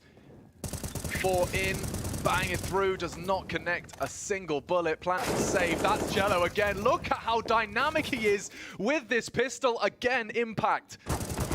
Necessary from Jota. A conservative light buy, and they're 2 frags away from converting, and Scenery does turn around. Woody, bit shy on the bullets. Jota now vulnerable. A full fresh mag found for Synopsy, and so damn low. Close, but no cigar for MIBR. Ouch. Ouch. Yeah, I think he wants to knife him here. Well, he wanted to knife him, not going to get away with it. Bit of spamming in the bodies here from Scenery. Trying to make himself a popular man, I think. But this is great now. More than enough rounds on this T-half. 8-3 the score now reads, and they can continue to put pain down range. Really great stuff. And they just continue to do these pacier maneuvers. It's so explosive. They just go as a unit. As you mentioned before, they even did something a little bit more fakey, which means that MIBR can't just hedge their bets in these rotations. But it continues to be close. It's not like these have been easy rounds for the Eagles, right? USPs and 1 M4, right? There was an M4 and a couple of upgraded pistols. The round before was a full gun run. They've been close. They've been very close rounds here. But dude, there's the 8. 8 for this T-Hall is magnificent. They'd bite your hand off for it. And Rigon's already caught an opening. Woody through the red room. Synopsy leaping down from the heavens for another. So 2 casualties immediately. A little bit of team damage. I'll exit. A criminally underchecked corner. And he's made a meal out of that one. We're looking at an extension of this lead. BNE justifying this ancient pick. Yeah, I think if you're MIBR, you just want to save, right? You're out of position. You're in the wrong side completely here. You're just hoping to hold on to these rifles, but we've already seen how much the Eagles want to chase. And here's Scenery again, pushing on down. Cello onto Flatro smoke. Scenery going to try running through the grey screen, but guess what? They know where both are, and those little yellow dots on the radar all gravitate towards their positions to run this away. They really want to take it all. Missed shot out of Cello. Flashed. They are still surviving. A battle just to hold on to your weapons. A missed shot goes unpunished. It is Synopsy for the first, and everything taken away from MIBR. Yeah, that is one to celebrate. You've not only won the half, extended now to 9, you've also taken everything away from this save. Chad, the master of the money craft, they're on what, 4.1 high end? You've got 3 more rounds to play. It's a tough decision, and it is a CT timeout. Well, this is the thing, right? You're already down a river without a paddle on one of the more CT-sided maps that we have at the moment in the pool. So you feel normally at this juncture of the game that you just have to buy to get whatever rounds you can, which leads you down a darker path, because as you keep going for half buys and pistol buys and you don't have everything you need, you can't defend the way you have to, and then you lose another round. But at this point, it's desperate, right? Oh, it's this late, we need rounds, boys, let's buy, let's see what we can get. And otherwise, it's a quick game, it's over, and we move on towards Vertigo as the third, right? Because that is how we're sailing right now. MIBR did a great job coming back over there on Nuke, but that was their map choice, and they were able to close it on the CT side.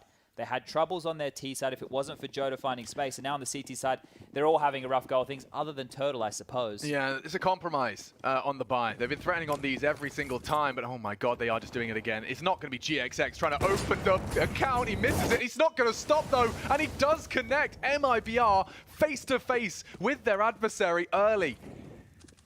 Opening up the site with the AWP, it's badass. GXX does what we all wish we could.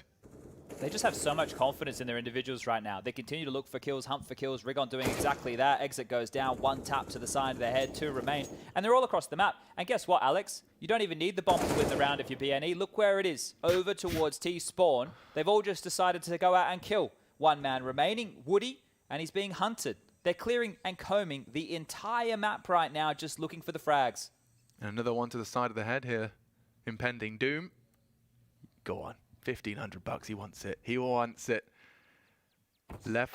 Oh! Okay, that's what he deserves, and they might go down to this AK, and Nade'll do nicely. They are feeling themselves, starting to already fill their mind with ideas for Vertigo, the third map, should we need it. And BNE with a 10-round T-haul on their pick does seem to lean that way. Yeah, this type of hijinks won't be making you very popular in one part of the world. I can guarantee you that much. The spraying of the bodies, the attempted knives, the chasing and hunting them down, not giving them absolutely anything here. But the Eagles apparently can't do anything wrong. Even when the rounds look dicey, they get close, they still convert. Yeah, they're being gangsters about it. This time towards A, there's always a new page in the strap hook. Back towards the A site, and Exit, he's just jiggling for a util. Flatro's usually pretty quick, though, on the draw. Okay, that's info in itself. You don't have to extinguish, but it looks like they wanted to flash and go. He does get the smoke out in time, allowed to instant bloom, courtesy of the incendiary. This is the first time they've kind of held the wolf at the door and haven't been able to trade off of these type of aggressions. So now the Eagles will have to retool and regather. They used a lot of utility to try and get themselves in towards that A site, left with a smoke, a couple of flashes. Incendiary, sure. They've drawn 2 players' eyes to focus on A for the time being, but as they move on back towards mid, they do need to find a gap as a unit, looking likely to set GX up for a top mid fight. Smoke drops. Could be a slight gap in that one. Yeah, it looks like it, but it's more about this duel. You'd imagine that GXX is going to peek from up on that ledge. And that's Jota. Gets info and gets away. Rigon flashed in. 2 to receive on A. Exit hiding in place. It's not ready for Rigon. Charging through mid to A. A new avenue found. Jota does have a nice crossfire with Cello. And Sceneri unprepared for that. Look at them strike. And now GXX with Flatro as well in tow. They can still crunch. Turtle knows. Turtle does now. Oh, big duel to be won out here. Everything hinging on this, and with 9 seconds, they can't plant. Just needs to live, They just can't plant. He's 5 seconds away. He will survive on the big box. Close to an absolute catastrophe. I thought they were starting to give him away now, because look, the other ones the Eagles have had to steal away, they've had to work, they've had to earn. This one here, Jota putting himself in the open, almost putting him into the mouth right there. The claws of the Eagle could have struck into that one, and that is, yeah, a round. Sure, they get themselves 4. But that, as I mentioned earlier in the piece, was the first time they were denied and had to go to more of a plan B other than a mid-round. Because once they trade out and they open up, then the mid-round seemed to continue to fall in the Eagles' fashion. Their last round of play with a 10-4 scoreline is a Tech 9, a Deagle, 2 AKs and an AWP. So you can see just how close some of these scenarios have been, how many guns they have given on over. And the prioritization of the GXX AWP, T-side Ancient, it's been working out for them. And look at that from Jota. He is flirting with aggression. An exit completely books Rigon, not ready for that. Dismount and smoke. Exit's playing a good game here. The boost could have been nice. And already Jota's coming in to clear. Flatro's got his knife out. This is the double to bring home round 5. Perfect from Jota. That's more like it. The last two with just the pistols were supposed to be the finishing touch. Now they have to do it all. Bit of a recovery. The tail end here.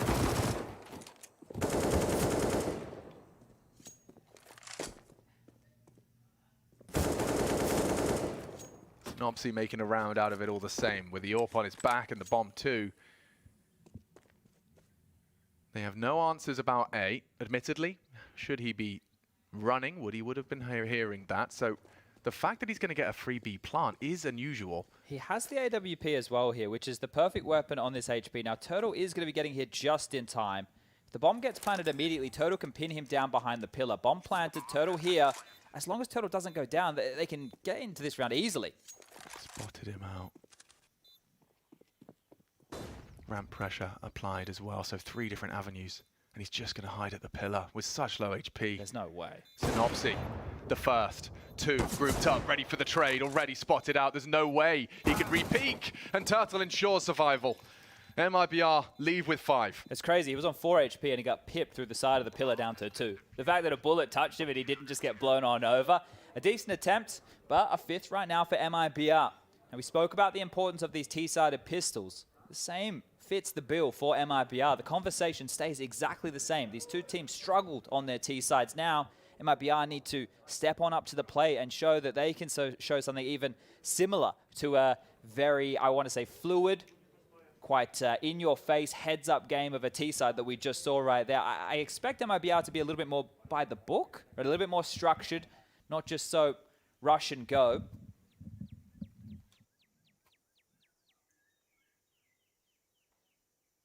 Siren is going to have a, Scenario is going to have a kit and a smoke in his hands right here. Everybody else into Kevlar, and we saw what Rigon did on the CT pistol of Nuke. Exit and Woody with the util right now for MIBR's T-sided execute. And over towards B, all 5 are going to make their way. They've just got the USBs and 2 bodies to try and deal with this. They're going through cave primarily, and Synopsy's already taken down one of them. They're actually going to push into this. You don't clear exit, and you're going to be punished for it. Rigon has to find this frag. GXX arriving on the rotate. Rigon has cleaned out ramp, and it's going back and forth, tit for tat. Oh, that's the duel. And Flatro seriously loves that.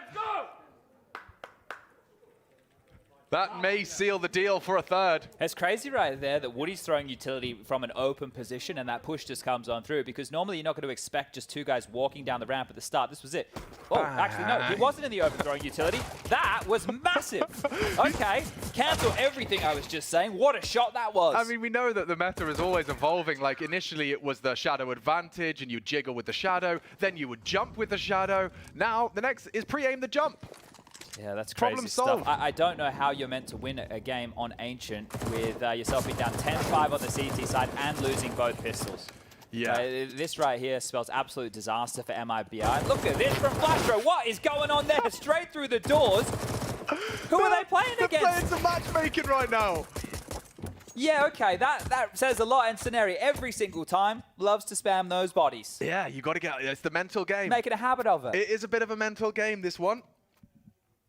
And it's a team effort as well over here. You sure you've got Synopsy at the top end on 20, but everybody else is pretty close together. 13, 12, 14, 11. Everybody contributing. Turtle's been doing his best. 17 in total for him. Jota's got 15. But and actually, there is quite a decent kill distribution for MIBR. It's just they've been rattled early in a lot of these rounds. More of a default spread. Well, it has to start here. the first gun round. The AKs are out.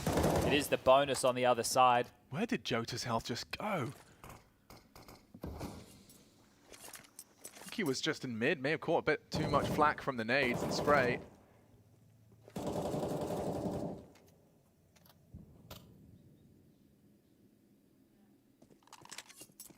Deep smoke ramp. And actually Synopsy floating back. So trust in Flatro.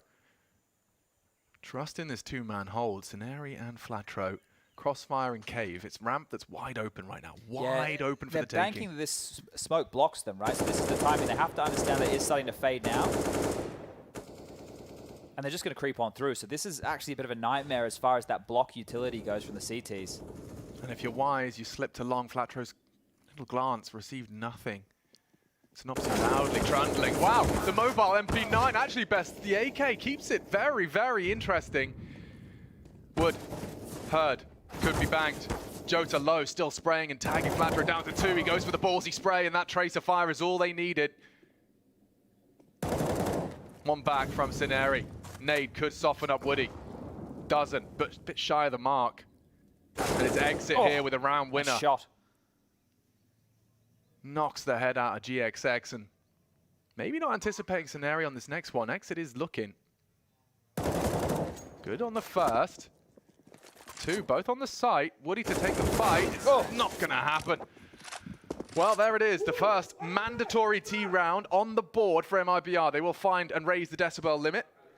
It was a little bit of a bonus with those MP9s, but the thing is, there's not everybody on the Eagles with all the cash they need. Flatro's already bought right in here to a 5-7, and an ult's going to come out right now. This timing, Synopsy gets caught off guard, but still manages to get one, but they know that the other 2 are in cave because of how much space they have, and at that point, cave becomes their coffin. Some great shooting from MIBR, and they will convert the rounds here, but this right here is an important one out of MIBR. They win this, they're going to set themselves up for a bit of a comeback here. It's all on Rigon's Deeg. I can see it now. I've been to the future. 2 clicks, 2 heads. Oh, that was his chance. And instead, catches flak, will get away. A smoke to perhaps delay. They've already invaded Temple. A nice angle from Synopsy enables the opening kill. But look at Flatro fall through the flames and flashed on through. He will go down. Rigon lucky to have gotten away with that. Such low HP. The head spotted on the plateau. Just the 2 of them now. Unlikely to see a commitment. Would love to take a couple more away. Synopsy getting a bit greedy for this. At least he's got the frag. Trying to take him and cut them down to size. The orb's worth a lot, mate. Try and hold on to this if you can here. Is he safe? Orb's about to go on off. We're about to find on out. Jota wasn't. Yeah, but this right here, it's actually quite crazy that in that situation, as soon as they lost the site, that they even considered going for that. Because I know that they had a great first half. I think that this momentum-based Counter-Strike and maybe the fact that they were just getting away with absolutely everything here played into why they would even try a round like that. They lost the site immediately. They didn't do any damage. They didn't have any territory. The push through the Molotov even at Donut was so desperate. And then as soon as those players go down, the other 3 had rifles. It should have been a bit of a save call in that scenario. So a timeout taken, and the last for MIBR here. And if they continue to play CT rounds like this, they're a bit more flustered ahead of themselves and not considering the fact that they did have quite a buffer of rounds. It was 6. Now it's 5. This can get away from them really quickly here if they're not careful. This emotion, right, it doesn't just play into them yelling. It plays into the way that they approach some of these situations. And doing it by the book when you have this type of a lead needs to be considered. It's easy to fall into the trap of just wanting to get it done. You know, you've already started to imagine how getting to that third map will feel. You still have to go through the motions. So, into mid they go. Flash and smoke to facilitate. Early info for the A defense. You can see a creeping and crawling of the Desert Eagle. Oh, wow, that's a lot of damage. That's a lot of damage. Scenari actually finds Turtle through the boards. What a gift. What a gift. You've got 1 rifle in play, Chad, and he's drawn blood. Yeah, Flatro needs to be careful not to give that one back. So, drops on back just in time. Need to be so careful here. Synopsy up close and personal. The 5-7, perfect weapon for the job. So there. Oh, he's just about got it across the line. So the man advantage maintained. And Rigon has completed the clear of A. That will get GXX posted up, and surely the AWP is enough to secure this. Nice find, nice timing. Scenarii, a double when they needed it most. Cello out, finds nothing on the flash. The bomb does still need to be planted, but they got time for some hijinks. Rigon coming in to lock him in. It's exit from behind, does turn on a dime. 1 of the 4 required. In the feed, why no one's looking at Cello? Shadow betrays, but his headshot's good. And he's doing so much! Takes them all down, it's just one flat throw. And the damage so much. 30 HP is all he's got, no armor. Does he have any hope? Exit will have to pick up that bomb. Time while he faffs and in paranoia spreads. He can relocate. Coming in from cave. Kit there to be scooped up will enable him to rot the clock. Oh, already. Contact. Exit is ready. And he will send them back to spawn. Taste of their own medicine as well. MIBR starting to remind us that Ancient is not done. Wow, that was massive from Cello right there. I don't think he was even aiming at GXX in that kill. That was huge. That was huge. I cannot believe the way that this round kicks off that they're able to pick up. Exit with the whips from Rigon makes the most of it. And it's the second one here. Oh, jeez. Huge kill. And Exit, it seemed like he knew exactly where Flatcher was coming from there. I don't know if a sound cue was heard or what, but glued exactly towards that position, handled it very, very nicely here. It's exactly what Maniac was talking about on the desk as well. You know you can count on Exit for those closes. Provides it at the most opportune moment. That is dreamy. They are boosting up. You can see a lot of pressure onto Flatro's position here. The boost should be set for success. Flatro spots him out, and again, Turtle caught out. That's twice. He's gone down in the opener. Yeah, stood up there, the beam. Could not see Flatro there. Must have had a perfect view. Woody's been spotted there. I think Scenarii thinks better at picking on out to that one here as he pivots back over towards the long side. It is a 2-1-2 spread of this defense, and maybe that opening kill is enough to send them packing over towards the other side of the map. Synopsy's position will be noted. Top red house here. GXX is in a forward position over towards Donut, and they're starting to slink forward in tandem with Rigon. Mid-call clear here, but the bomb is back towards A, and that's a big kill. Jota down 2. Surely that will bolster the A defense now. Rigon, you've got GXX in mid. You can assist Synopsy, and he will. Uh-oh, heard that. May not be ready. Big box, neither of them ready. That's the first. Exit trying to close the round. At least the bomb now down. Woody falls. And Cello is very sharp on this AK. Another bullet to the head.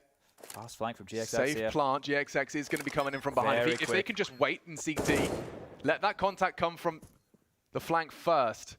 They're so paranoid about CT and Donut. Not much attention drawn to this flank, and on pop the fade. An easy first. Temple, he screams. Temple is Exit. Can he do it again? So low, but already puts one down. Scenarii just about saves them. I think the comms are a little bit sketch right there for the Eagles. The fact that they aren't immediately glued on towards that position, they were looking more over towards like the, I guess we call it MBK. It's when you're outside of Temple in between that big box, but they will pick it up. They will get their 13th round of play here. It's going to be their 3rd so far in this second half, and they break the streak of MIBR, who posted 3 on the trot.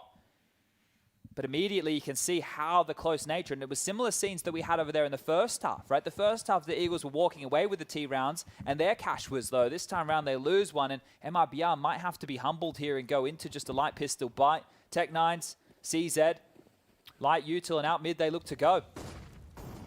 Well, they've not got much in their pockets and already need damage, and bullets, 3 sprayed down immediately as Rigon will farm himself up some extra frags. Well, that's quick. We're not going to be talking about pulling CT utility out this time. No, I think they wanted to try and have a bit of shock and awe in mid there. It's one of those, if you do get the... Oh. Forgot the fire, got jammed, but the USP works just as well. Yeah, if you do get the timing when you scale out mid there, you can close down the CTs. The flashes are good, right? You can catch them off guard. It becomes one of those more like 50-50 type of situations with the pace. But that was just an eco round. This is the buy coming on back in. 2 rounds now for the Eagles to close it on down and take us to Verdo. You can see that top of our screen is the decider. Both of these teams have some positives. I really like the way that MIBR approached some of their A-holds on the map of Vertigo. In 2 rounds' time, maybe we'll get to see exactly that. Yeah, looking forward to talking about that. Should we see it? MIBR not out of it yet. This is a big fight early, and oh, GXX is overrun, but Rigon is there to save him every single time. Another multi-kill, this time up against the rifles. Turtle on the edge. Completely smoked off, no gaps in that one. Over the top of this smoke, Synopsy will deal with Woody. 25 for Synopsy. It's good to see him back to his high fragging ways. But yeah, MIBR, they very early doors. It's kind of like that Nuke T side where you just started seeing those early casualties and petering out into quiet closes. They just have no room to work with right now. They didn't trade very efficiently whatsoever, and it was with a crazy maneuver from the Eagles that Rigon saved them. And this is the thing right now. Loss bonus is only 2,400 into the next round of play.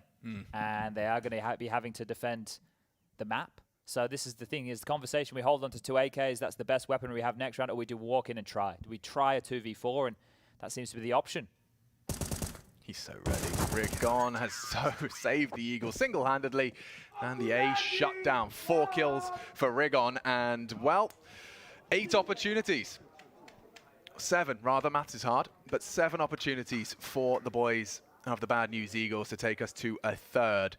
And to level things out, just a best of 1 for your major hopes and dreams. It was a sweatier affair over on Nuke, right? The comeback was getting quite difficult there in the tail end. There was moments, there was patches that rounds could have gone either way. And this is how this half started.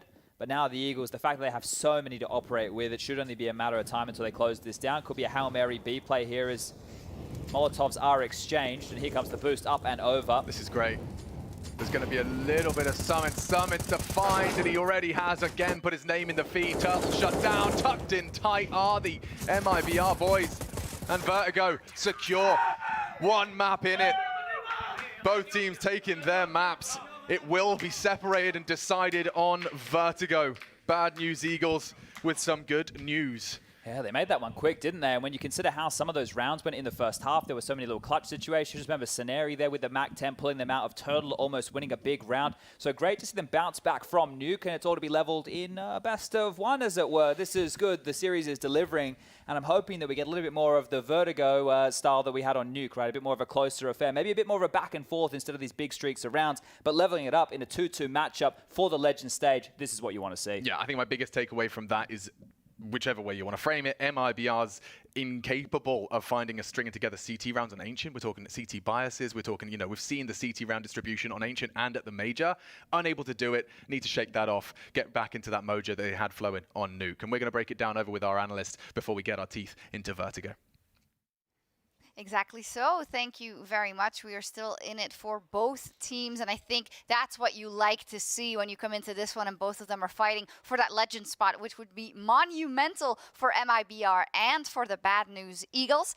Pimp, I'll start with you because we had some question marks, knowing that it would be T-side start for the Bad News Eagles on Ancient. So did they surprise you in a good way? I guess so. Both yes and no. Okay. I guess the surprising factor was they got so many rounds. I will say the level of play we saw on the T side wasn't necessarily that high, to be completely honest, right?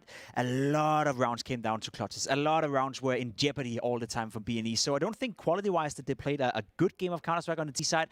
I would rather change the focus towards MIBR and say their CT side was just uninspiring. It wasn't good enough. And that's kind of what I saw the last couple of times as well. MIBR's Ancient is not at a level where they were able to compete against BNE, even though BNE could have played much, much better than they did. I mean, the first half is a 10-5, and if you think about all the clutches that we have played, this could have been turning into so many different scenarios. And this is why I want to praise the boys from BNE. I want to praise their resilience. I want to praise their nerves, because they held them in all of these clutches. They could have been reset on 4 different occasions. Yeah, I want to talk about this just a little bit, because Maniac, you were a bit frustrated, right? Because when it came to BNE, and I think they won the map. Fantastic. Of course. They got the clutches they needed. Fantastic. But you said they might lose to the calculator because sometimes when they have the winning position, they don't need to always pull a Jame, right? But don't run to your death and give up the money, because once you lose a round, then your economy could be in the dumpster. It was quite clear to me that they had the intention of making a statement in that map. Yeah. Anytime they were in a position to win a round, they were throwing everything they had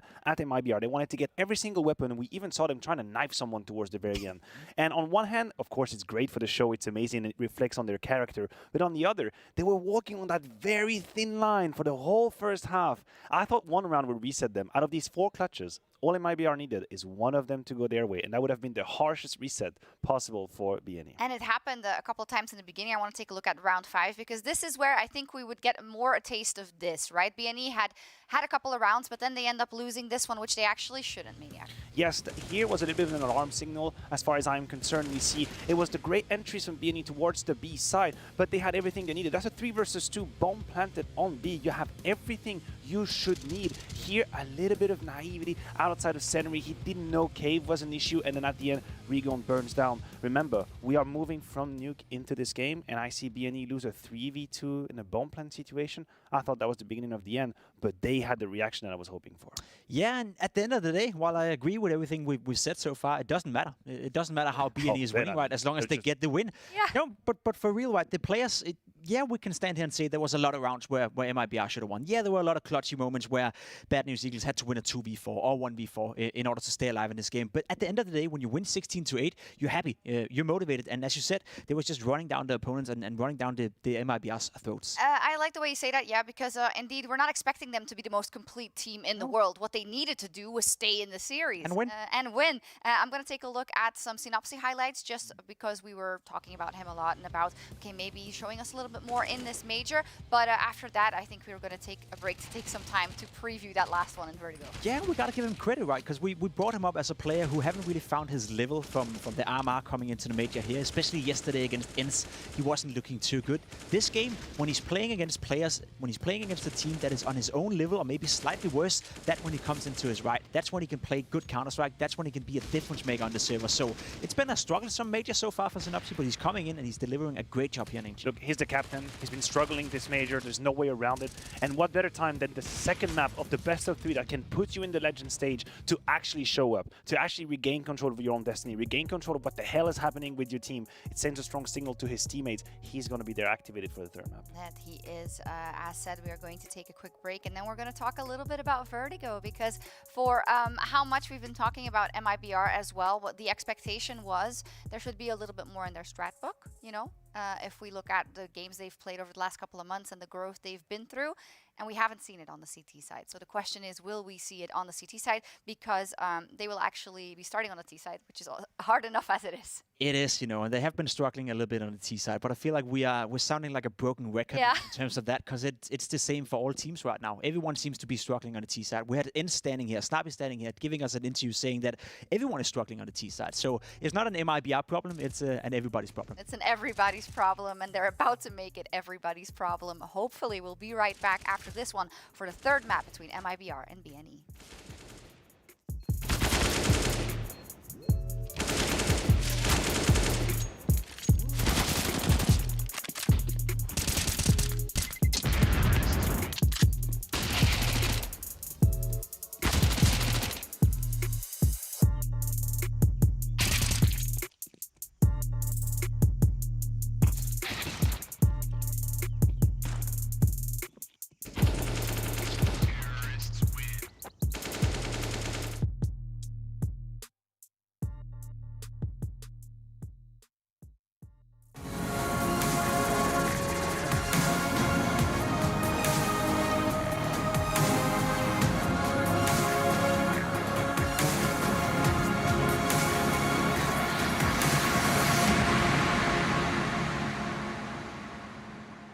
To succeed in this game, you need to invest in yourself.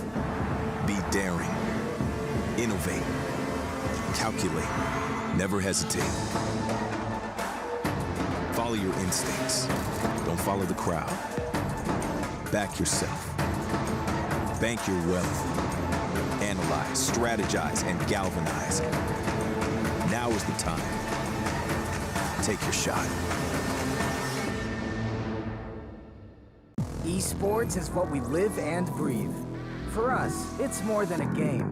It's a reality, where a group of letters can mean everything. Where Mirage is a place for bombs, battles, and glory, not an illusion. Where the true heroes are those in front of the screen.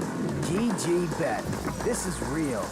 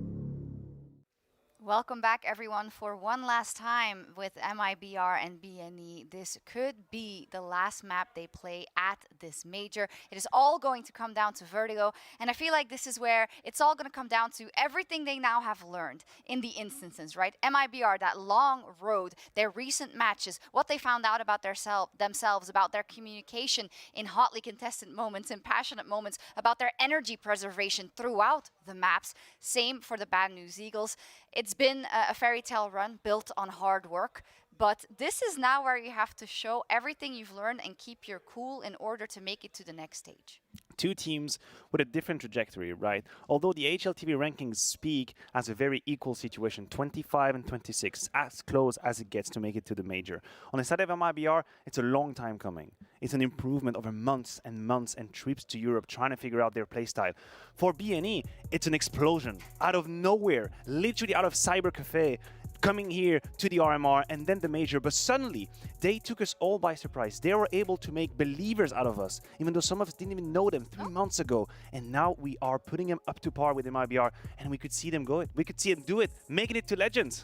And we have to see that on Vertigo, right? We have to see that being played out on a map like Vertigo, a map where both of these lineups are feeling somewhat comfortable. You know, a map that both of these lineups are okay playing in best of ones, a map that both of these lineups are okay picking into certain series. So I feel like we got it outlined pretty well right here. Two teams who, of course, are hoping to make the next stage of the major, but two teams who are also coming in on Vertigo, rightfully so, believing that they are the better team. So let's see who's going to be the better. Who's going to see who is the better team indeed. If we can look at the tape from MIBR, we brought up the Pain match already, but what was interesting there is that they seemed to struggle, right? When they weren't winning the opening duels and when they couldn't get their foot in the rounds and couldn't get the momentum going, they really couldn't build on that. And I feel like that is an opportunity for BNE in the way they've been approaching these rounds, but then BNE is going to have to hit those shots every single round. I think BNE starting on the CT side is definitely an advantage for them, without a doubt. They have the chance of winning the pistol, obviously, but getting off to a good start where you're getting control over the money. And I think money when it comes to Vertigo is very important. You need all the utility you can have on the T side if you want to be able to play the slow-paced game and then end up in some sort of execute either on the B bomb side or on A. So if you're BNE, of course you're hoping for a good start, and especially against MIBR. We talked about it. So much skill, so much fire, and you could definitely see it. The eye test doesn't lie. The man can play, but somehow he couldn't figure out a way to put his emotions in check and actually deliver. I felt like he was always maybe 1 second too quick. He was too eager to fight. This is a completely different Regan I'm seeing. Here, he's playing his best event for a while now with Bad News Eagle, and what the best time to do it than at the major, actually. He could be finally another Swiss in the legend. No, that makes you another Swiss, okay. As far as I know, I think he's Swiss-Albanian. That's what Juan Flatro said. And I'll claim a little bit of him if you want. Yeah. I thought you were French. That depends on what we're talking about. Flatro, we also saw on the camera, Regan was getting really animated, and he was like, calm. Not too much, and I think, as we said already, that's going to be important for both of these squads. When we look at kind of the tape of MIBR, they had an insanely close game yesterday also against Eternal Fire. It was on Vertigo, and they brought it back. And I think when I look at the style of Counter-Strike that Eternal Fire likes to play, Bad News Eagles fit in kind of the same wheelhouse, albeit with... I can't speak to the experience too much, right? Because you obviously have players like Azantares who have been there a million times before. But what does that mean for MIBR? Can they take some building blocks from that victory? Yeah, a little bit. I'd say, at least take the confidence. They played it 3 times, twice during RMR. They played it once during this tournament. Every single time they played the map on land so far, they won it. Yeah, so there's a decent amount of confidence coming in. You brought up Exit, and you said that he's a guy that is supposed to come in for the clutches. And I just want to read one stat I found right here. He's only attempting an opening kill in 7.2% of the rounds. That is probably the lowest I've ever seen any player on any map. That is absolutely insane. So he needs to show up in those clutch moments, right? Because that's his role. He's not part of the rounds within the first minute. He's the guy that is supposed to close it out. And for MIBR on our struggles on T side, they need Exit to be at his best. I think the fact that they might start on the T side is a key right here. We talk about the Eternal Fire. It was starting with a very strong CT side, and when they struggled to find that ever so needed 5th round. Yeah. So now we flip the switch, we flip the script. You're starting on the T side.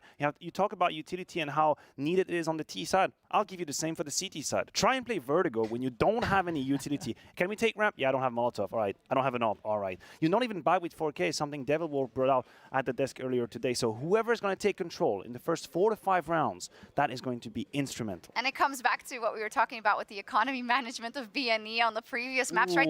This is where you need to clean it up, You were right? getting upset in the green room, right? And I don't even know anything about CS, and I was getting upset because I do understand that you need the money to buy the things you need, especially on That's a map. life, isn't it? Life Vertigo, that is life, indeed. But I wonder if that's something that's going to come into play. I think we talk a lot about kind of the setup of these teams, you know, the organizations behind it for BNE that is all developing. You know, they're talking about getting that sports psychologist and getting everything else. But it's kind of like, yeah, they're workshopping it as they go. And I hope Stickler, the coach behind them, has said, hey, listen, don't mess around now. Don't try and go for that extra peak when we've already won the round. Please keep your wits about you. And that's what it all going to come down to in this one. You're about to decide the rest of your, at least life on the short term in the 16 next round. That's what's going to happen. Mistakes are going to be made. And I think this is where it matters. You mentioned Juan Fletcher trying to calm down Regan.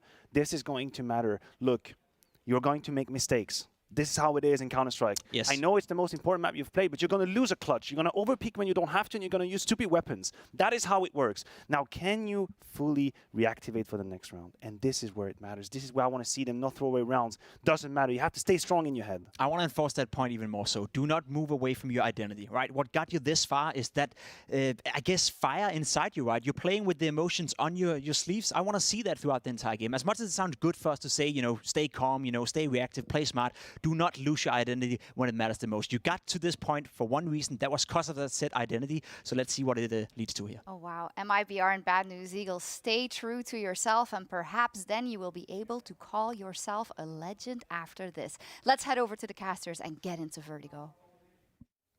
Thank you, guys. Yeah, the scene set perfectly. Just one of these two teams is going to be securing themselves that legend spot to be in the top 16 of the teams in the world, biggest tournament of the game. It's going to be the highest highs and the lowest lows in either sides of the server. And it being your first major as well, right, to be able to push that. So I think that to be able to have that to your name is a huge accomplishment. This is what it's all about. This is the World Cup of Counter-Strike, right? This is what everybody plays for. It's the pinnacle. It's the top of the mountain right here. And as we see the players probably just taking the last few moments to take a deep breath, knowing they're about to go to war for one last time here within the Challenger stage.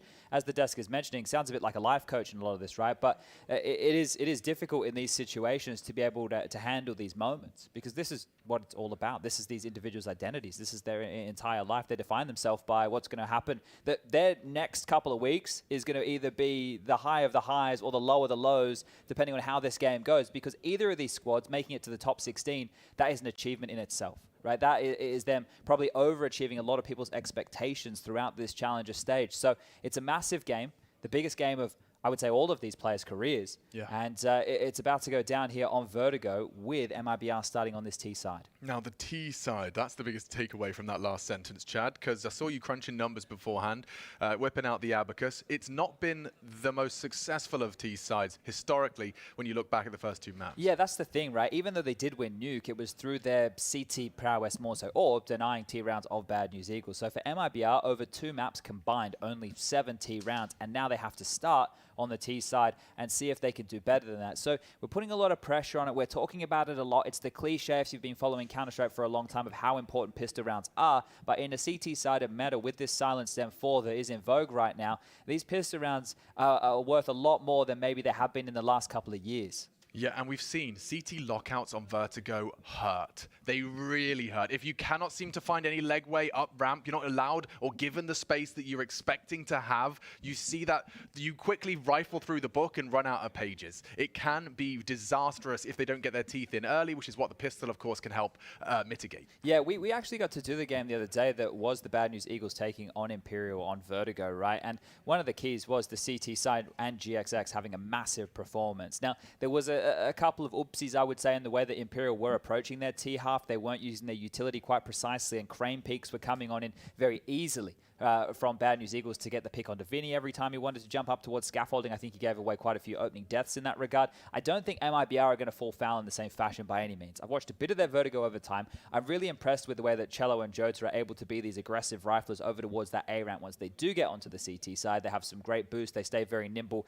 and we can talk about more of that once we get there. But I think it's just going to be a little bit more pressure applied to the Bad News Eagles this time round on Vertigo. They're not going to get away with those free openings, or at least I don't think they should be getting away away with those free openings right here. So when they're up against the executes, remember how jarring they wanted to stay? It was early on in that Imperial game, scenario getting flashed forward, denying that plant. They ran out of time. There was a lot of those situations that were kind of scrimmy and similar to what we were seeing on Ancient, where they're just getting stuck on in. And I think that's what the desk is talking about when they're saying stay true to yourself. Keep going for those plays. If it's worked for you to get this far, you need to do it now when the pressure is at its highest. Otherwise, you might just make that split-second lack of decision, and it's going to come back and bite you in the ass. Yeah, I mean, the word the desk were using, you know, Jacob and Matthew, both kind of referring to identity. And BNE, I mean, their identity has been growing and developing over the course of their run. We're talking open qualifiers into RMR, into now the Challenger stage, and one map away from the Legends.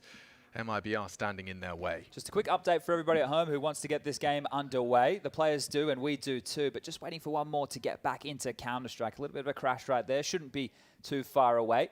You can see 9 players in the server right now, just waiting on one more of the MIBR players to lock and load and give us the big thumbs up to get this one underway. Yeah, headsets still off and just trying to keep themselves warm, keep yourself centered. It can be frustrating when there is a little bit of an extended delay because you've just got yourself into the right mindset and you can feel that little test just constantly as the time ticks on. You've got to try and keep yourself in that headspace. There is not many more maps that you'll have played in your career that have this much connotations, this much fallout. You could be going home tomorrow, packing your suitcase, constantly replaying those choices you made on Vertigo. Yeah, I said at the start of the day, right, there's going to be tears one way or another, and I think that'll be the case just because how emotional are we. We see the highs of these guys when they're celebrating. We're going to see the opposite side for the losing team of this when it's all said and done in, well, 30 or more rounds time here. So we're going to get a crazy celebration on one side. We've seen the way that these teams celebrate before. If I'm the referee standing behind, I'd make sure that I have a bit of a wide berth this time round. But yeah, the other side of things is going to be a very glum-looking team who is going to be knocked on out after solid performances from both, right? We can quickly recount how we got to this point. For the Bad News Eagles, it was the 2-0 loss to ENCE yesterday. It was a 16-13, 16-9 loss on Dust 2 and Nuke. They were able to pick up a win against Imperial on Vertigo. That was the game we were referencing before. A 16-7 loss to Fours on Inferno and a 16-14 victory to kick off their tournament on Dust 2 against Eternal Fire. Impressive that they boast such a diverse map pool. You know, considering we've talked about Nuke, Inferno, Dust 2, Ancient, like they're wide berth. It's actually quite impressive considering some teams have been able to get away with a bit of a smaller one. Yeah, that was one of the conversations we were having about Spirit. In their 3 best of ones, they were able to play Dust 2 every single time. And we can recount here how MIBR were able to get to this stage. Yesterday, they had to have a must-win game against Eternal Fire in a best of 3. It was 2-0, 16-13, and 16-11 on Vertigo and Nuke. They lost to Astralis on Overpass the day before 16-13, and we just waved goodbye to Astralis, who got destroyed by Liquid in a 2-0 fashion after Blame F did an awful lot of work right there just to get denied. Zipex, for the first time, is not going to be in the top 16 of the major. For the first time in his career, it was up to Shox and Zip. Both one of them was going to have their head in their hands. And I think for some, a real surprise that Liquid pulling off that 0-2, not for Cadian. Yeah. That madman called it 30 seconds after they conceded that the 3-2 sweep was coming. Well, Cloud9's back, but not this team, right? Yeah. I guess they're North American nonetheless. Just to go through the last 2 results, it was a victory over 9Z, 16-14, and their opening game for MIBR of the tournament was a 16-14 loss on Dust 2 against Outsiders. That was the one that worked out very, very close right there as part of a comeback. But yeah, they've had tough opponents. Outsiders, Astralis, not easy to trifle with, and it seems that here with BNE they have definitely met their match. We've got a nice even affair. I think the embodiment of that is the fact that we're here on the 3rd, both teams picking up their map picks. It's been close. There's been mistakes from both sides, you know, unforced errors, and there's also been some forced ones. Yeah, look, there was a couple of almost unforgivable moments out of BNE that they recovered, right? That scenario clutch that he had there over against Turtle. Well, it wasn't against Turtle, it was Turtle saved M4, right? So there was a few moments, there was some sketchy maneuvers, but it worked on outright. That pace, that play, they brute forced in, traded quite efficiently time after time. For our Brazilian viewers, I'm sure most of you know, I'm sure most of you, this is the waiting room for the last dance. Imperial will be taking on Fours as the final best of 3 of the day, the final 2-2 match. And if MIBR pick up this map, if Imperial win later in the day, that is huge for the Americas region, right? That is massive. We already have Furia waiting in that Legends stage.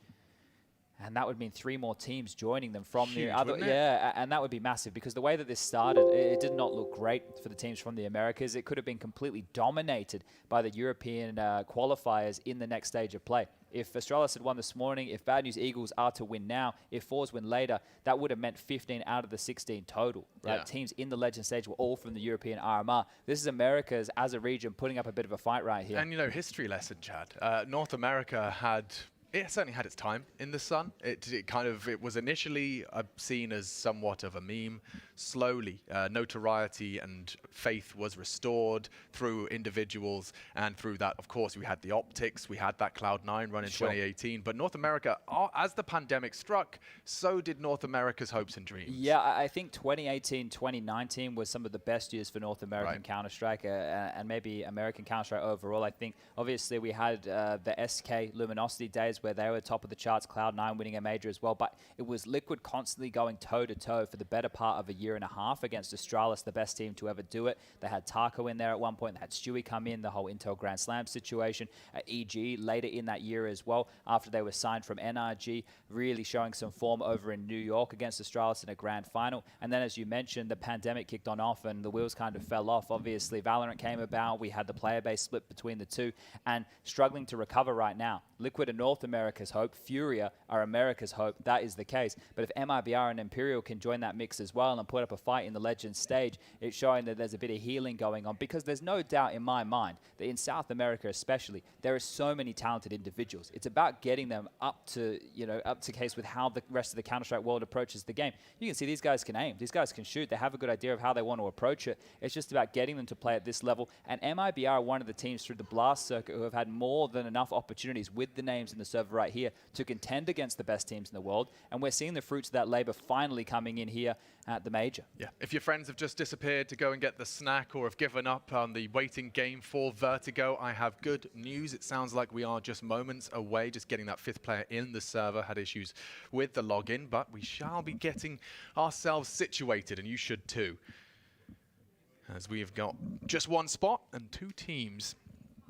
The last day of play for the Challenger stage, and you've got, as you discussed, Imperial Fours to look forward to as well. So South America still at stake, looking to do as much damage as they possibly can. MIBR, BNE, Vertigo. And while we have this time, maybe you're not too familiar with what lies in wait within that Legend stage. We can run through some of those names who are already qualified and have already been waiting in the wings, getting an extra practice and getting to see what your approach to Counter-Strike is going to be. This is juicy. This is a juicy list. Yeah, cop this one. Heroic, Big, FaZe, Na'Vi, Cloud9, Copenhagen Flames, NIP, Furia, Vitality, G2, Spirit, Outsiders, ENCE, Liquid, and 2 more to find. One will be decided in about 30 rounds of play. Looks like the fist bumps are coming in. All 10 bodies are now in the server.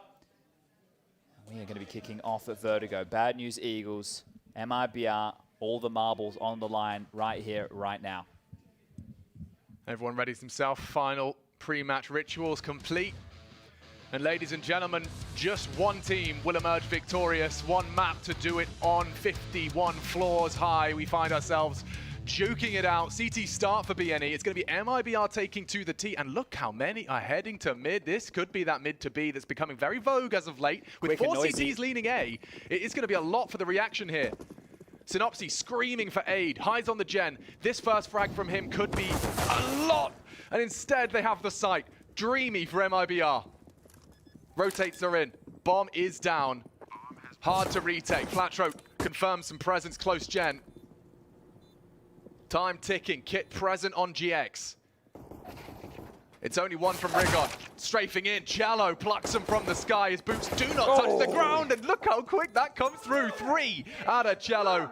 And that's someone you want to see fragging early if you're an MIBR fan. Yeah, Joda loved it as well. They're firing his boy up, letting him know how much that means. We just spoke about it earlier. 70 rounds over 2 maps, even with the nuke victory. And there's the pistol, worth its absolute weight in gold right there. This conversion, even more important, as the Bad News Eagles have opted to force spike back in immediately.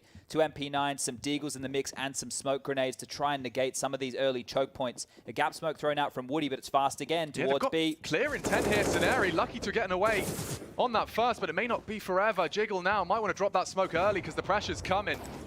3 here already. Juking it out with them. 3 rifles coming and knocking at B. The flash will deter and enable a jiggle. Woody down on the bridge. They've got the bodies, but it's Jota that's got the headshots. Nice find on the first. It's Flatro though, stubborn with the MP9. He has repelled MIBR for now, but look at the damage done. They are really wounded. Might want to see a juggle of the weaponry. Put that, yeah, perfect. Synopsy's been equipped with it. Time to reformat your defense. It's just GXX responsible for an entire side of the map. MIBR have regrouped and cut noise. They have Molotovs here. The default molly right here to Rigon could be perfect. He's so low on HP, you have to respect it. Don't have to give them this fight. Smoke's flying through. Cello, the leader of the pack. Nothing from the initial Molotov. 40 seconds, they aren't in a hurry. Procedurally advancing into the site, and there you go, one through. It's Cello again, high impact. Just the one on the MP9 and only. GXX actually not ready for this. Oh, GXX! He completely disrupts and erupts with the double. Oi, oi, oi. There you go. You said how important the conversion was, Chad, and it has been rumbled with a 1v2. Backbound into the dumps right here. They're going to get the 1400 loss. That is massive. A smoke criminal. This fight, this biff, yeah, perfect work with the MP9s. You can see these weapons sing. Beautiful work holding down the trigger and dismantling the final 2. And Flatro immediately trying to calm down the troops. This is a big round, but keep it slow, keep it tidy. This is just the beginning of map number 3. Force buy back, not giving up on the force buy wars. MIBR, Galil. Jota. He's really locked in there. Oh, and spammed on down. Lots of damage convert onto the S, or rather the T. Not the SMG. Juan Flatro still has short, and you can see just 4 make it all 5 gathered here at ramp. This can usually end poorly. But you saw that early util. They wanted that space. The fact he gets spammed on through, he has to relinquish immediately here, and now they walk around the map with low HP Jota and 2 flashbangs to work with. Scenari on the B bomb site, currently on his lonesome. The rotation is quite heavy elsewhere, but as Vertigo goes, they can, quick as you like, get on over to back him up. Rigon will be the man in charge. Has a flash. If Scenari's getting pressured, expect to see that's called upon. Smoke actually very early doors, just as they're setting up the boost. Scenari could get caught off by this. False sense of security, and there you have it. The B site open for business. Rigon blind as a bat, already 2 across. He's trying to stay nimble, but MIBR threatening. Synopsy does put a good one down range. Bomb down. That's already an achievement in itself, but this force by war waging on.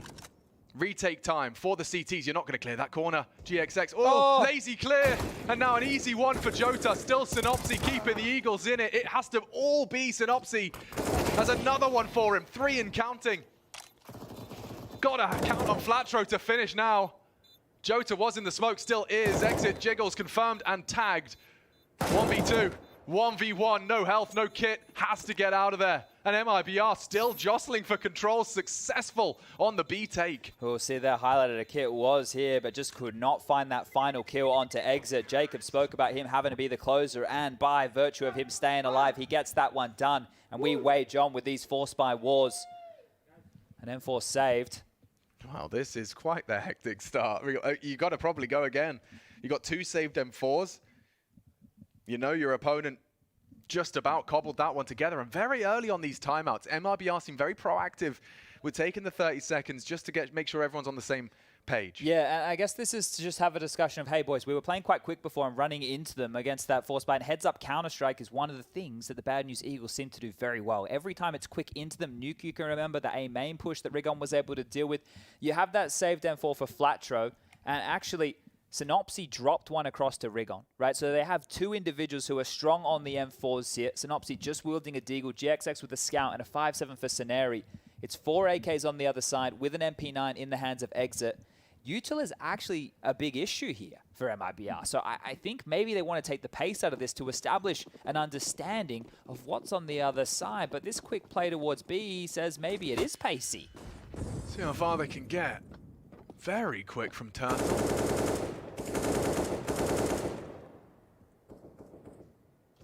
They definitely are early to condition B-side. Maybe it's just to try and draw some util out here. Flash forward. Scenario won't see a lot. This boost up and over. Weapon advantage for Rigon against Exits.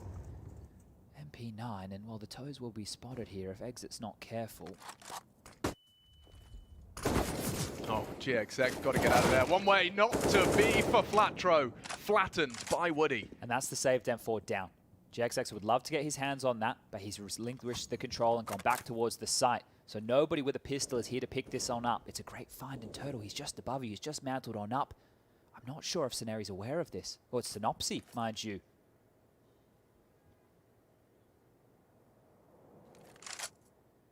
Perfectly played here. He's drawn the rotation. They've headed back over towards A. They're calling the ramp clear. They're out of position as far as the rotation goes. Remember, there's not a lot of util, so it might just be a contact in towards B. Yeah, they're just punishing this. The Eagles might not get the early warning system that it will be the B hit, but the information has forced this rotate. 3 players here now and a flank. Scout might be wanting to take that first, just soften him up a little bit. There's one, straight to the chest. They drop it back. Cancel, but look at Rigon. He's got this rotate. Delayed them. They're coming. Charging, leaping into the spray. Rigon with the multi-kill. But the round not done yet. Exit floats through the middle. Completely detached from his teammate. As are the CTs. It's Turtle charging the bomb towards A loudly. And that, oh no, he doesn't finish it. Delay. Just needs to find it with the pistol. Jumping up. Pre-fire's there, but there you have it. We continue to trade blows back and forth. No one is going to leave without this constant battle. You're going to see the reinvestment unlikely. 4K on Exit, everyone else on peanuts and biltong. This is the thing, right, Alex? You're right in the sense that maybe an eco would be the right call here, but because the economy hasn't been able to build for the Eagles either, all it's going to take is one of the two to string 2 consecutive together to win the Force by Wars, and MIBR know that. They've invested again. Exit with the AK, the rest with pistols, util light, but they made it work once. They maybe can make it work again here. Out mid quick. Very quick. One quick glance. Rigon's had enough of that.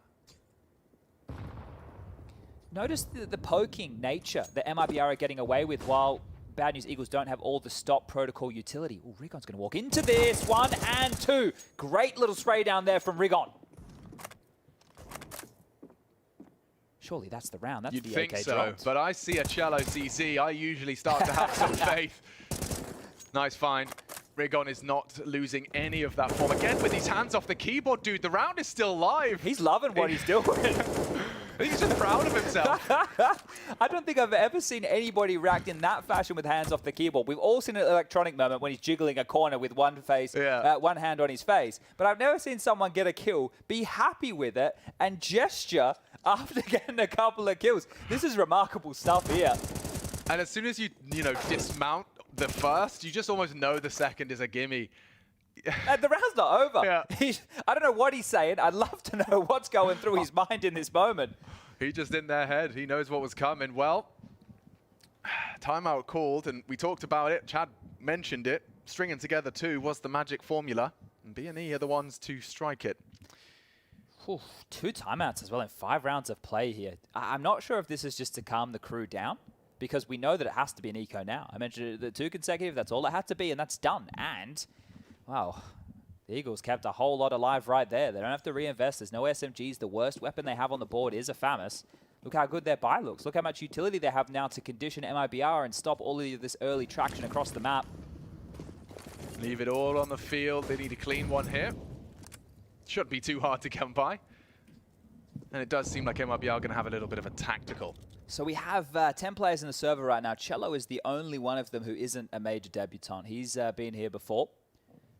But for everybody else, Exit, Woody, Turtle, Jota, Scenari, GXX, Mr. Flatro, Synopsy, and of course, Rigon.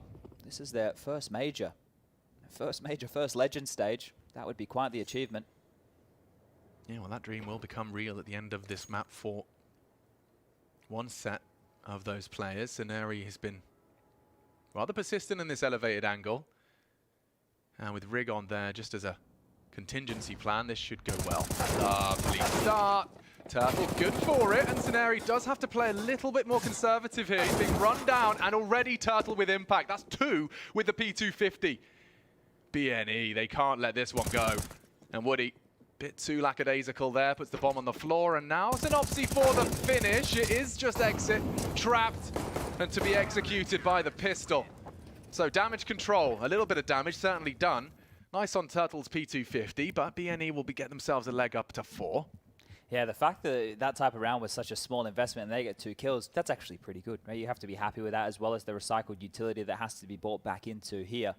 One of the notes is GXX bringing out that AWP, and against Imperial, he was an absolute monster. Probably the best performance we've seen GXX have. What I loved about it was that he was clearly just, you know, calling the shots, where he wants to take those shots. Let's see where he's dispatched to early. Looks like he's going aggressive B, interestingly enough. Does mean they'll be free to do something here on ramp as a bit more of a unit. Synopsy up and over on that crane, a likely pre-aim, but Jota's crab walking. He impacted him. He heard it. So much damage, but that's the end of him. Synopsy does go down, unaware of the amount of ground covered by that of Jota. It was the same type of fights that Synopsy was going for against Imperial, but was able to get away with it either virtue of the pace or poor utility usage. This time round, you can see the clear difference here.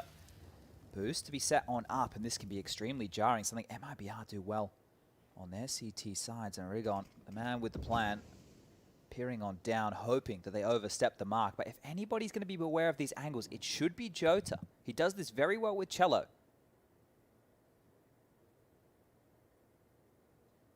Yeah, you've got MIBR CT side to trifle with next, so every round a godsend for BNE here on the defense. Jota's been very restrained. You can see the entire squad's gathered. It is just this boost, so if they do get toppled immediately, or the reaction comes quickly, yeah, dismount. Perfect timing. Jota not threatened at all. Bit of a whipped utility. And Dragon does get flatlined. Big one from Jota. 2 frags. High impact from them as they look to take the site. There's only 20 seconds, so if there's any disruption now, like a connected spray, doesn't come through, nor does the wallbang. Turtle's safe from that and the spray. Decisions to be made. It's the type of round they should save, right? A type of round that we had on Ancient where they got a little bit overzealous, pushed on in and gave away an extra gun. This time round, they will stay conservative, and it's the right call to make. Synopsy has enough cash to buy himself. Rigon will be the same. They could even get drops because Flatro has 5.7. So holding on to these 3 rifles is imperative if they want to have a bolstered buy into the next. And MIBR strike back immediately, and it just came with the opening kill. Synopsy overstaying his welcome. Those smokes, the elevation looking up and over them, favored Jota there for that opening. Imperials frantically scribbling notes of effective smokes. I think right there as well, I really like the restraint of Jota, waiting for his teammates to scale up the ramp before he pushed past that precipice of knowing where the boost is, right? Because if he goes up first, he goes down, that boost can get dismounted, and then they could even get back into sight in time. It worked out very, very well using the sound cues against them and converting the opening kill. So great stuff here from MIBR to keep themselves in this game. Just a 1-round game, and this is more like it. We've had blowout of halves throughout these first 2 maps. The third, I'd love to have a tit for tat, a back and forth, a clutchy affair. Here's GXX. If he's going to look for a fight towards Crane, it looks like it. He's going the right direction. Let's see if that utility can counter him. Completely nullifies vision. He will already fire off a shot, deliberate or not. He wants them to hear it. Black damage is nice again onto Woody. Chipped on down below half HP and trying to find something Really up and wants over them the to hear smoke. it. Couple of flub nades. This is just a clear example of the pressure these players are feeling right now. Something that you probably never flub in the scrims, but you don't have this much pressure on your shoulders.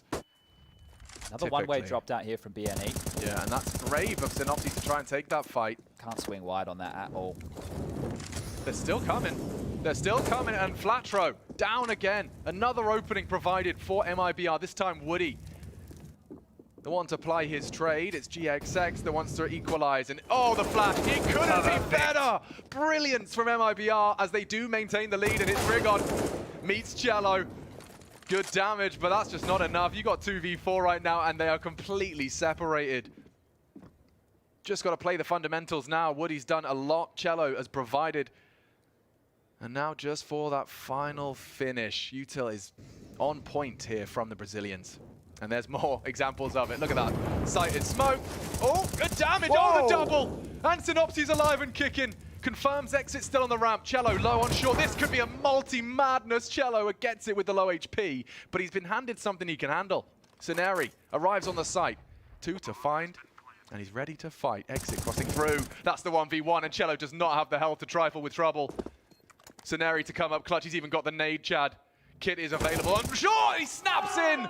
And BNE gifted the round at the hands of Scenery. Huge clutch. Absolutely massive clutch right here. He did great work for them on Ancient in similar fashion. It was up against a bit more of an eco scenario, but this one as a gun round is huge to win right here. Being given a gift of isolating those fights quicker than they thought on that rotation coming on in. And this has to be Synopsy with the massive play. Up on the top rope, peering on down, the double kill from him. And as you mentioned, it was manageable. Those fights were just coming his way. Great stuff from Scenery there to keep them in a 2-round lead for the Eagles, and a necessary one. You're going to be kicking yourself if you're Woody. The molly was there. Mantles up. Nice find, though, for the BNE boys. And can they string it together? Oh! Look at him go! Nearly the collateral. GXX throws himself into the fight, and Scenery built upon it. That is crazy right there. Whoa, mamma Caution mia. to the wind with a play like that. Delicious. Delightful.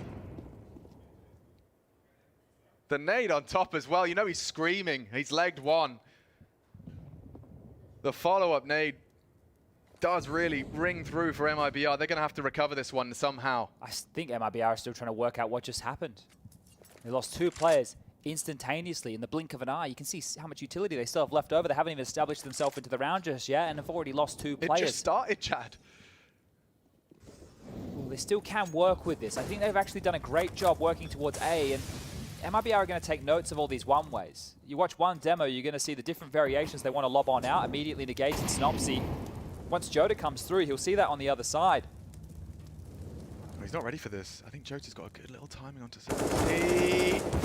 Heavy fight, and Synopsy's the one to leave Supreme. Look at the off angle here from Rigon. He should be set for the finish. Ooh, a little bit of a mess of that. Fortunately, Scenery's there to keep it level. And he'd love an extra frag. Scenery gives it to him. Plant should be disrupted here. Platro's got him. Oh, no. No, he can go over. Okay. Got a little worried for a moment. Synopsy up to 11 with his defense of the B site. But GXX starting that one with an absolute Hail Mary. It's surprising to me to see MIBR go straight into something a bit more B-heavy when they have had success with the openings towards A. The round that they won was Synopsy jumping up and not being accounted for. Right? He should have been traded after 1 kill in the previous where Scenery was able to clutch that out. Going in towards B here, changing up the tune. I think that at A, they're going to have the better of looking for those picks. Yeah. Right? They've already been able to find it in 2 occasions. Oh, that's a lot of info. Synopsy calls 4A. Could cause an over-rotate, and look at the gap. Scenery has no idea.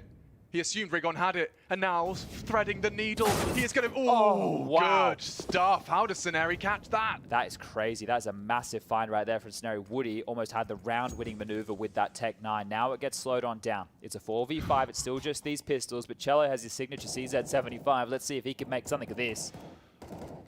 Rigon, brave, comfortable in these long-range engage. Tracking at least 2. It's Turtle CZ that does draw blood, but the rest, just a formality for Flatro. And up to 7. MIBR will get the AKs flowing once again. I'm not sure if like the Bad News Eagles are like vampires or something, because when they smell blood, they just look for kills. Right? That's the way that they like to approach this game. I think they consider themselves to be better individually. Here's how he caught it. Oh, wow. Must have just seen him. Just caught like a glimpse of him as he tried to duck on under that line of sight there at the bottom of the screen. But right, even when they know where they are, Bad News Eagles go, yeah, let's fight, right? We don't want to let you get away. We just want to stop you in your tracks right here. We back ourselves individually. Where they're more than happy to take the fight to you. And now they have themselves a 7-3 lead right here as the guns come back out for MIBR. Do they continue to go back to allowing Jota to work A? Because he is doing a great job around those smokes for my money. Right, he's being able to isolate that. Both teams have different variations of smoke walls, but I would say so far, Jota's actually looked a bit more well-rounded in these gun rounds, isolating the opening fights. We have well, I have a whole bunch of different names for them here, but the sandbag one, which you're able to peer on down the ramp, we've seen that one get exploited. We just saw the Zaiwu, which was just attempted there, and Jota almost got the best of him as well. So there's a bunch of rounds like that. GXX is starting to look as equally as dynamic as he previously did, and with the Molotov down, he actually does post up in an aggressive line, maybe short-lived. May not be the first contact we see, but yeah, Turtle is edging closer. Synopsy, you can see, ready to react. Should GXX take contact, and with a flash pop, this is, oh, GXX! He has been found, and Synopsy does not find the trade. Big one for Turtle and Exit. But good information. They know that there's another player middle, and they also know that there's an aggressive B lobby play going on right now. So either MIBR can stall it out, allow these type of plays to be bad info, and force out an over-rotation as Scenario is looking just as crazy as his teammate GXX as he descends down in towards the B lobby. Could get caught over the cusp of the smoke. More aggression towards mid from Synopsy. Dicey right now for BNE, and we saw what happened on Nuke when they continued these type of individual aggressions. MIBR punished them. Juggling that. Back turned to his opponents, and now at least Synopsy will have options. It's a good weapon for this hold. He actually wants to go CT angle. Now, Util from Turtle will rip that away. They want to go for this mid to B. 2 from the stairs, 2 from mid. Synopsy, oh, great catch, just as Turtle starts to swing. And a defensive smoke dropped. They will wrap up the stairs. Synopsy really is on an island here, trying to use that smoke, hiding in plain sight. And Flatro assuming it's clear. That is the end of them. Cello, 2 before he meets that. Oh, not far off. Synopsy needs another. 2 on 3, trying to rumble over top. Missed it again. How is he still alive? It's just Synopsy now, and yeah, that's the end of that. Keeping hold of the AWP may have been the end of that. That could have been a remarkable round because he had chances, right? 2 missed shots. If they were both converted, that would have been absolutely mental out of Synopsy in that play.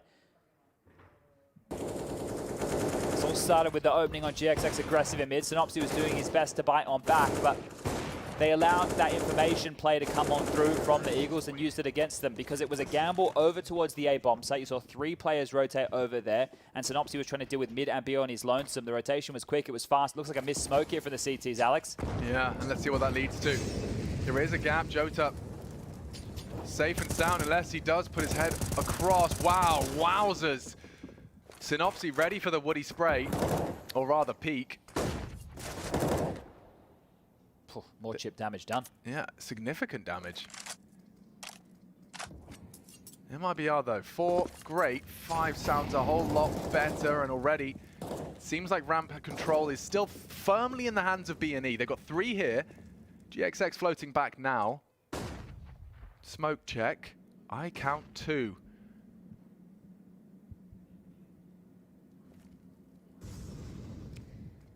The bigger problem with those smokes is they're both over towards B.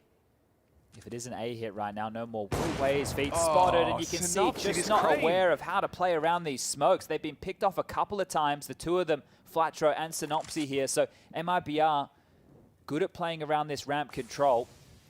GXX has rotated on over. This is the type of round where maybe gamble and operate for a save from the Eagles. Maybe have 3 to 4 members here and hope the MIBR come on over towards your site.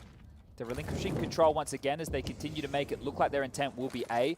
Molly towards Sandbag, smoke towards left side of site, and they're walking back towards B. And once more, the space is being gifted on over. Scenario won't be able to stop them from here. Yeah, you can see the intent. There's a late mid lurk. Out at exit, and they can just run in. Look, knives out. That's how confident they are. They've solved this. Still Scenario, ready for it. And he's already committed into the site. Maybe he can slow them down. No, meets Cello, and the bomb will go down. It's Cello. Perfect overwatch of that plant. Stops any funny business. And it's just the 2 of them. You talked about a save. GXX and Flatro finds himself in T-spawn. He's going to at least catch Jota. And happy to have recovered himself a little AK upgrade. Exit knows it's already a save here and is starting to hunt, so GXX could get caught off guard with the timing here if he isn't careful. Knife in his hand, not expecting Exit to already be this close. He's creeping forward, staying ever quiet. But this is going to be the 5th round right now for MIBR. Going to bring their total up over the 3 maps now to 12 rounds on the T side. It's the most on any half so far. And still room for additions. I think that they can have a very strong half here. I think the Eagles will be lucky to walk away with an 8-7 at this point. I think MIBR are really going to start running away with things now. And again, they are giving away a lot of opening kills, but that's because I'm not sure how BNE will operate getting fully executed against. It is very difficult to play in the site. It's very stifling when the utility is going to come your way. And now MIBR have that plentifully. So much utility compared to... Oh, this is another fight. Flatro's fast. Yeah. We haven't seen this before. This is a nice deviation from the norm. Good chance for Flatro to disrupt here as the B site's already been pushed up. Fading soon. He knows there's an AWP. So he's been spotted out. Tagged up. They'll have heard that. Just forced to relocate and into Jota's clutches.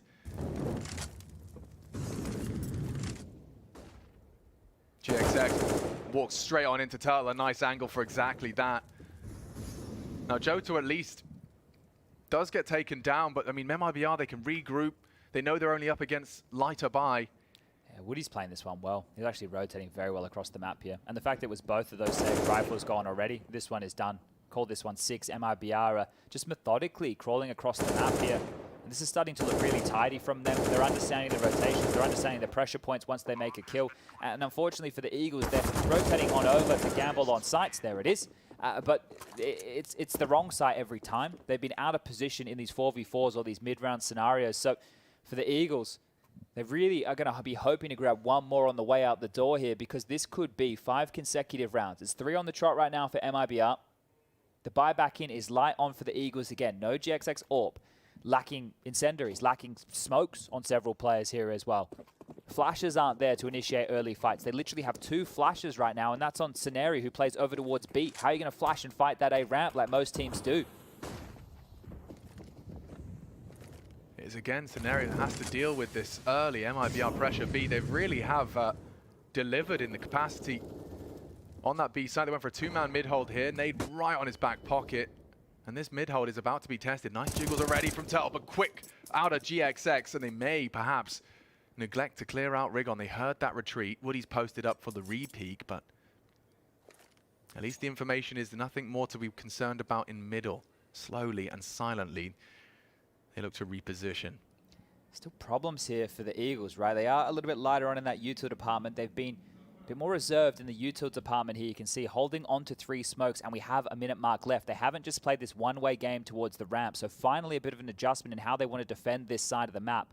Once sound cues are made or util is thrown, they'll block out positions there, and Synopsy can even extinguish out his feet. Jota's going to have the angle. Oh, wow, but quick out of Synopsy and ready for the molly. Missed it. Continues to try and look for answers and spots out Woody as well. Big round out of Synopsy. And he might finish with a flourish. There you go. Exit's head popped, and 8 is on the board. A successful CT half. You said 8-7. More likely than not. Well, they've got the 8. Now it's time to see if that 7 is on the agenda for MIBR. Last round, first half, last map. And just one team to secure that legend spot. Yeah, once we get on over to that other half here, I expect the quickness out of BNE and a lot of their approaches, right? Scaling up A ramp quite quickly, and that's where we're going to need to see the best out of Cello and Jota. Cello right now is having a good game up to 14 kills. The rest of the team not too far behind here. Even frag distribution as the AU2 comes out once more. Jota looking for that space, and this has worked previously as far as openings have gone. Spots out Cello. Don't know what he's seen there, just a cheeky bit of toe. And it's GXX, he didn't know. Jota does again, worm his way through the smokes, a big one back. It's Synopsy's double that does maintain control. Ramp is still under BNE rule. Synopsy's a bit of a beast right now, isn't he? It feels like a quiet 19 kills. He's just continuing to pick him up as he drops down the Zywoo one way, has more kills on the agenda right here, but doesn't realize how close Woody is. He's really alone on this. Flatro's coming. Woody's got him. No trade, but no announcement of presence. Woody can worm his way back. Flatro sandbags. Safe util on the site. I don't think they're going to clear the position right now. Woody Flatro had the molly. He considered it. And here it comes.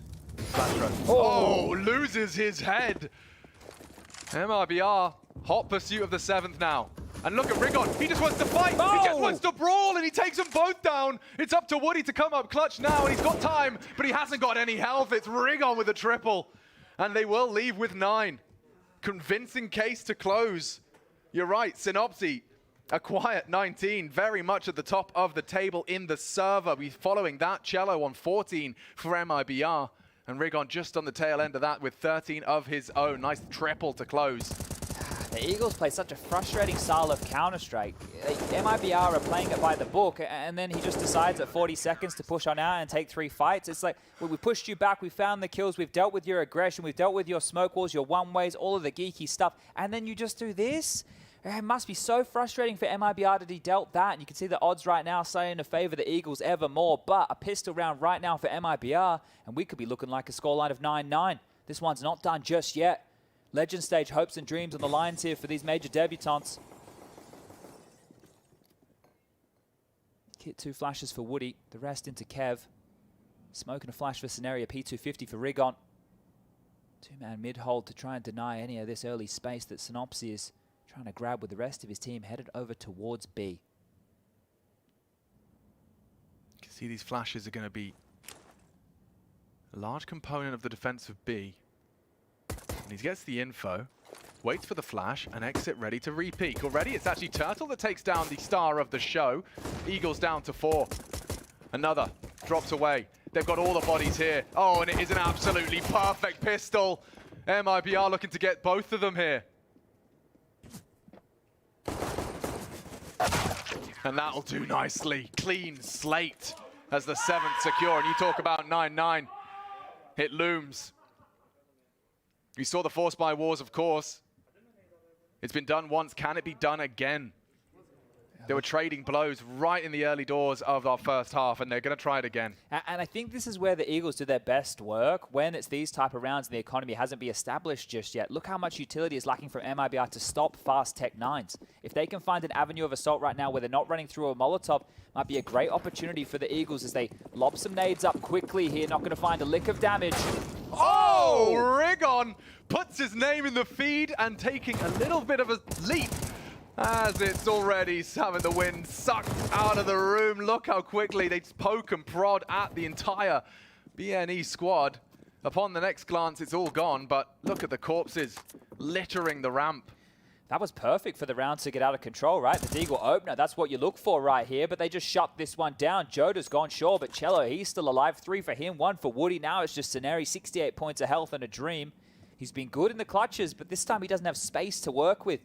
Has to take a fight with a Tech 9 up ramp versus an M4 on a hot Cello. The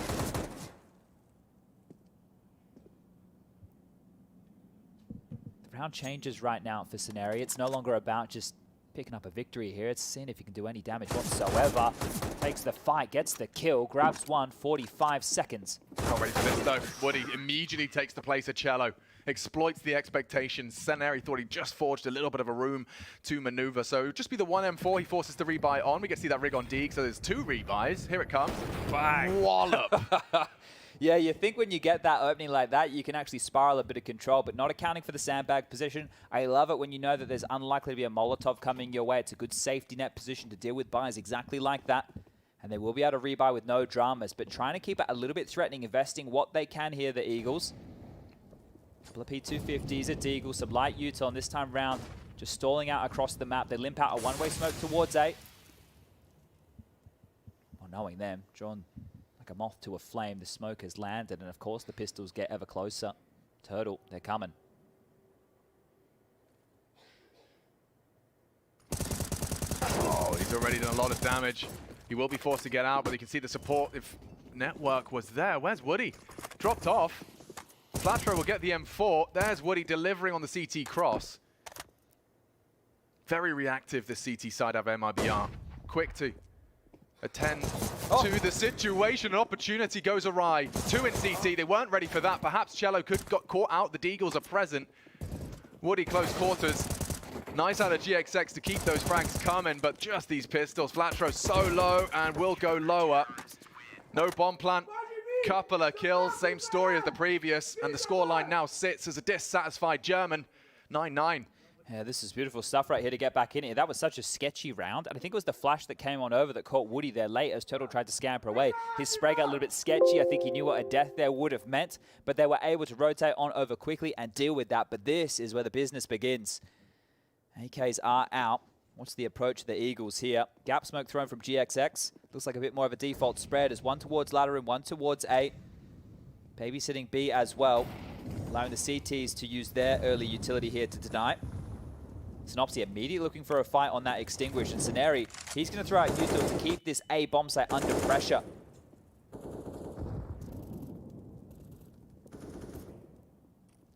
Starting to crawl, 2 through mid.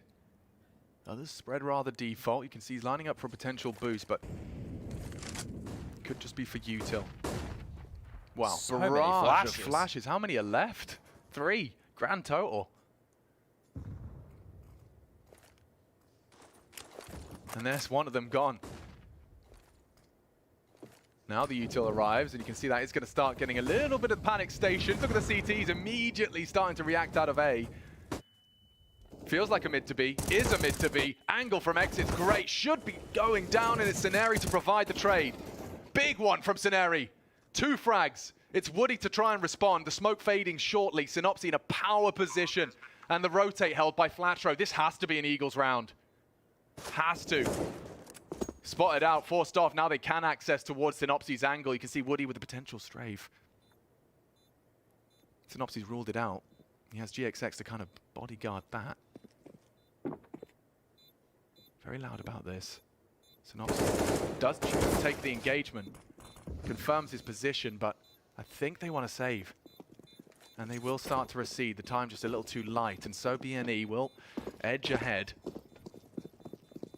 Held at the door there, and they were actually chasing their tail a little bit, looking for the mid lurk as well. There was so much pressure. I thought once the construction smoke got dropped, it denied any of that mid pressure. If Sceneri didn't get both of the kills on the way on in there, the entire execute was done. If they traded efficiently on the B bomb site or stalled them out with a multi from the MIBR side of things, that round was done because the mid players would have had to have been running through into a smoke of CTs looking their way. The fact that Sceneri gets those kills, it alleviates all the pressure. Sceneri's impact throughout this series, if you think about the ancient clutches, you think about some of the kills he's been having, think about the first half where we had the 1-on-2 clutch that Synopsy set on up for him. Sceneri's impact, you can really feel it right now within this game. Sure, it's only 11 kills, but that accounts for a lot here. And if they win this one right now, MIBR are in the doldrums as far as the cash goes. Yeah, numbers don't tell the whole story, Chad, but Cello very loudly is going to be naded down. Flubs his strafe. He's trying to have an aggressive presence. You can see a lot of pressure on the MIBR shoulders. They're just dunking. He nades and util willy-nilly. Oh, everyone is. Yeah, both teams have been missing some nades or throwing into smokes, just wasting the big pieces of utility here, but postured forward. Woody looking for a fight. Needs to be careful about this. That Molotov to his left. Very telling of a push coming his way. Yeah, Flatter's just been spotted out by Woody, but he's unwilling to commit to the fight. He's got to worry about short as well. You're going to see the rejig defense. Looks very much like an A here. Normally we see these boosts, but it's too late for it right now. MIBR don't know how far forward BNE are. Nice Molotov, and they will hear the lick. Flatro does take a tick. Here they go, they're setting it up. Perfect. Now they'll have the info on ramp side as well. See if the flight paths from BNE include a clear on this. He's looking one way.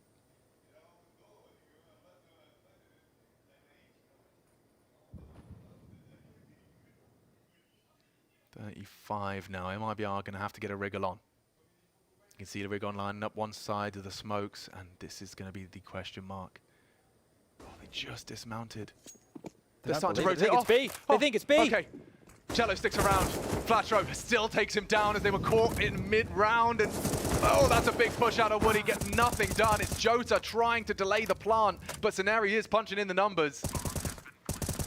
They are low. Ooh, so low. 2 of them on just about 20 HP. There's something to be said here for Jota and Exit. Kids.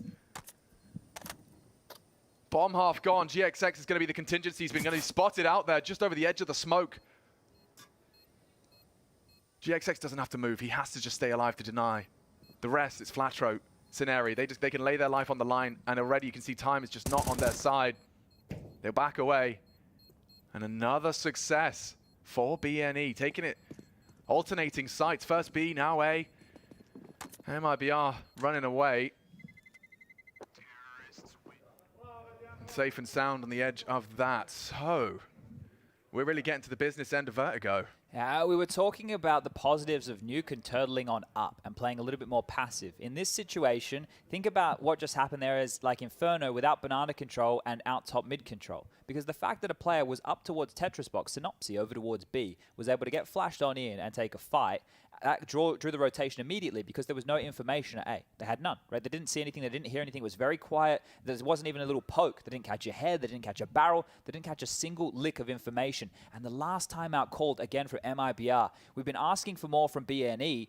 MIBR have been very liberal with them. They've used them consistently throughout all three of these maps right here, and we're seeing it again. This is the last chance that Bit, the coach, will have an opportunity to chip on in. Now, if they can't address the fact that they were in the dark right there, and that's the reason they were so jumpy as far as that utility came on in, they will find themselves in a similar situation if BNE want to address the round in the same fashion. 2 saved guns, an upgraded CZ, a little bit of util in the hands of Woody here.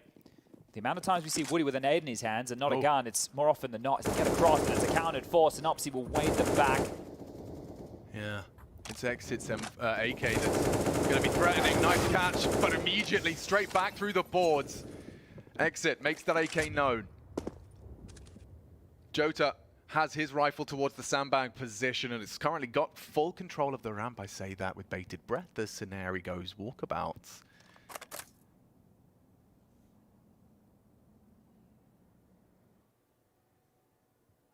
The whole squad right around the corner. Jotas has been spotted out. He's got the smoke to elope. Up and over. So many bullets through. All 4 players unload their mag, and he's still standing. Oh, man. Jota will eventually tumble. Backflips off the top of the building. And they've got time. There is absolutely no rush. They know they've taken down one of those 2 intimidating rifles. Exit also has rotated through. So you can maneuver back. Not too much territory to be taken. This is scary for Rigon for a moment. That gets it on the jiggle. And there's Exit with his rifle just tapped away. Rigon, he is having fun in the server. Just careful now, Flatro. You could lose your rifle. You could lose a teammate. Because Cello, man on a mission, is walking straight into the AWP of GXX. Not going to let that one go. And BNE's lead grows as reality for MIBR will strike. They will have a gun round here. 3 on the trot. The first 3 rounds we've seen. And MIBR have been unable to take more than 2 frags in any of these rounds. This one might be quick, Alex. Synopsy could have bought into an AK-47, but decided to go with a MAC-10. So expect a pace change here out of Synopsy. Oh, concentration stations, man. Everything you practice for, everything you've been working towards now hangs in the balance. And look at Synopsy, that's the MAC-10. Flash to clear. Quick fight. It's Cello that's already dealt with it, but that perhaps is forced to rotate. Will MIBR They have to go now. Be passive? The incendiary's not going to stop him, surely. Yeah, Flatro's already crossing through. What a headshot! He's got it. Exit down. It's up to Turtle. Can Flatro do it again? Whoa! Yes, he can! What is that? Jota's already under scrutiny. Woody with a fast flank, maybe. No, denied by GXX, and the Eagles soar to 13.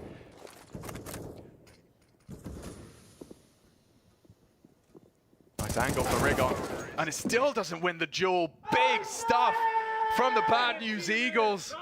The roar, as they can feel that impending taste of victory and success. It is within touching distance now.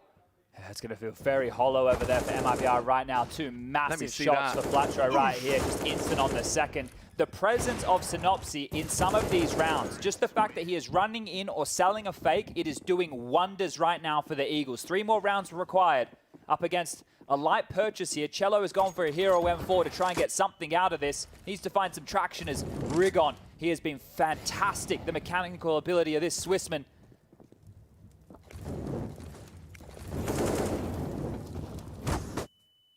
Safe from the flash, progressing now, 2 to find, and already bit sketchy on the spray. He has dispatched of Turtle. Next down as well, Rigon doing what he does best, farming up the frags. He's ascended to 21 now in sync with Synopsy. And 14 looms. MIBR, some of these CT rounds just slipping past. It's the team at the major without an organization. The first time for all 5 of the Bad News Eagles to be at a major, to get here in the way that they have, and to now be 2 rounds away from qualifying for the Legends stage. What an accomplishment this would be in itself. Especially with the competitive field of play that Counter-Strike is in 2022. The level of Counter-Strike, the amount of support your opponents have through team frameworks and organizational support, and to be doing it through and facilitated by fans. You know, like it does feel like we're rolling it all the way back to where some of those amazing storylines we've had in the past, the kabooms of the world. And you can see what it means to them. Like they are stone-faced now. These boys are not afraid to express themselves. And is that the first? The first, just to take a drink, just to take a breather, just to understand that in 2 rounds' time, what they're about to achieve here. The cash, look at it. 9.9 on Flatro, 12K on Rigon. Scenario with almost 10K, GXX with 9 to his name. They lose a round. It's not the end of the world. There's no need to stress. Keep it calm, keep it cool, keep it collected. 2 more rounds. And now we're going through to the next round to play against some of the absolute best teams the Counter-Strike landscape has to offer, lying in wait in that legend stage. It's not over till it's over, Chad. MIBR equipped, packed to the nines with everything they need to defend their honor. 1:55 inscribed on the clock. We go again. Flatro, Rigon definitely have not let off the gas in this third map. Woody posted up on this mid-fight. If Synopsy really feeling himself, it can't be dry. It is dry, and Woody will pluck him from the pack. 2 here. You may not be ready for this. You want to punish the AWP, Rigon, but there's 2 lying in wait around this corner. Woody already posted, maybe not ready for Rigon close. Got to time it right. He hears those nades, but doesn't fall foul to the bait. And now they retreat. Now they get elope, and Rigon can activate. Woody is posted. Timing. Oh! Headshot. Rigon precise. And charging now, trying to thread the needle through the flames. Jota does equalize, and oh my god, it's hectic. Smokes are down. Great shot out of GXX. Neutralizes Cello on headshot. And Scenario already wounded. He's limping to try and provide support as best he can. They fully rotated. The bomb's going back to B right now. If GXX can sell it, Fun Flatro has got an open runway. The smoke will towards elevator. And he's changing his mind. Exit's been pulled on over. They've drawn the rotation back. They're not biting on this.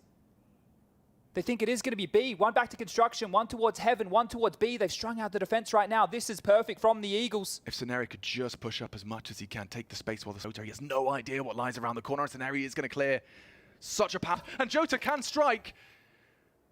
Bomb uncontested. The post plant is everything now for the Eagles. MIBR, they do have the man advantage. Rotates are on their way. Juggling weapons, talking it through. Smokes and kits are plenty. They can drop retake smokes, Chad. Going to really make the life difficult for that AWPer. Flatro has to fight.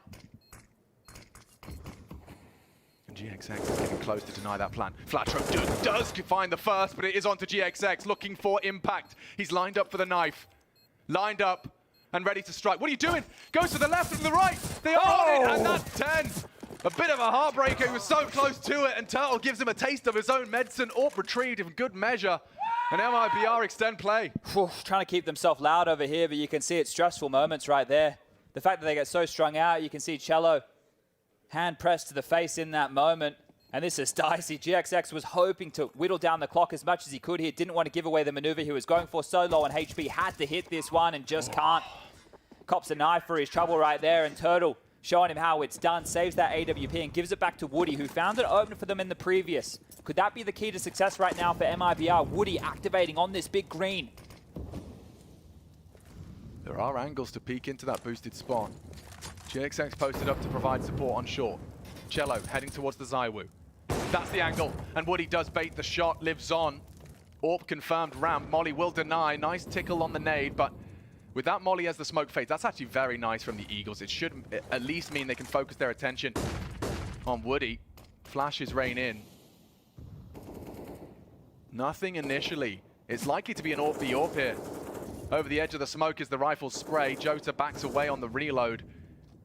So much at stake on this opening move, and you can see Cello committed. Does nearly take 2.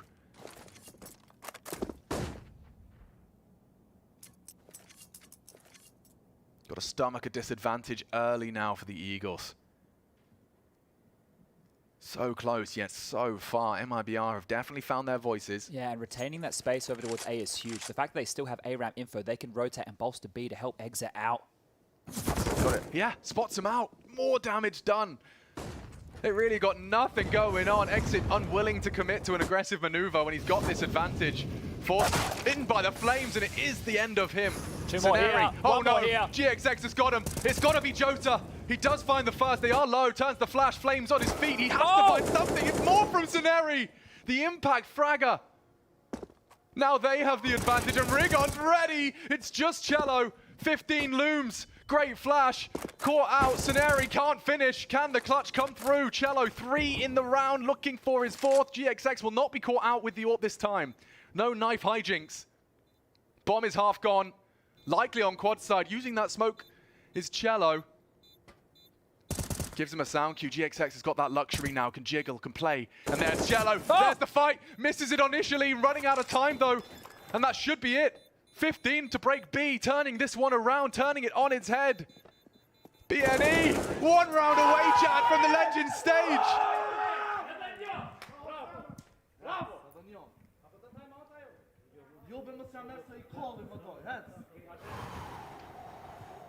Sobering for MIBR. Rough buy for them here as well.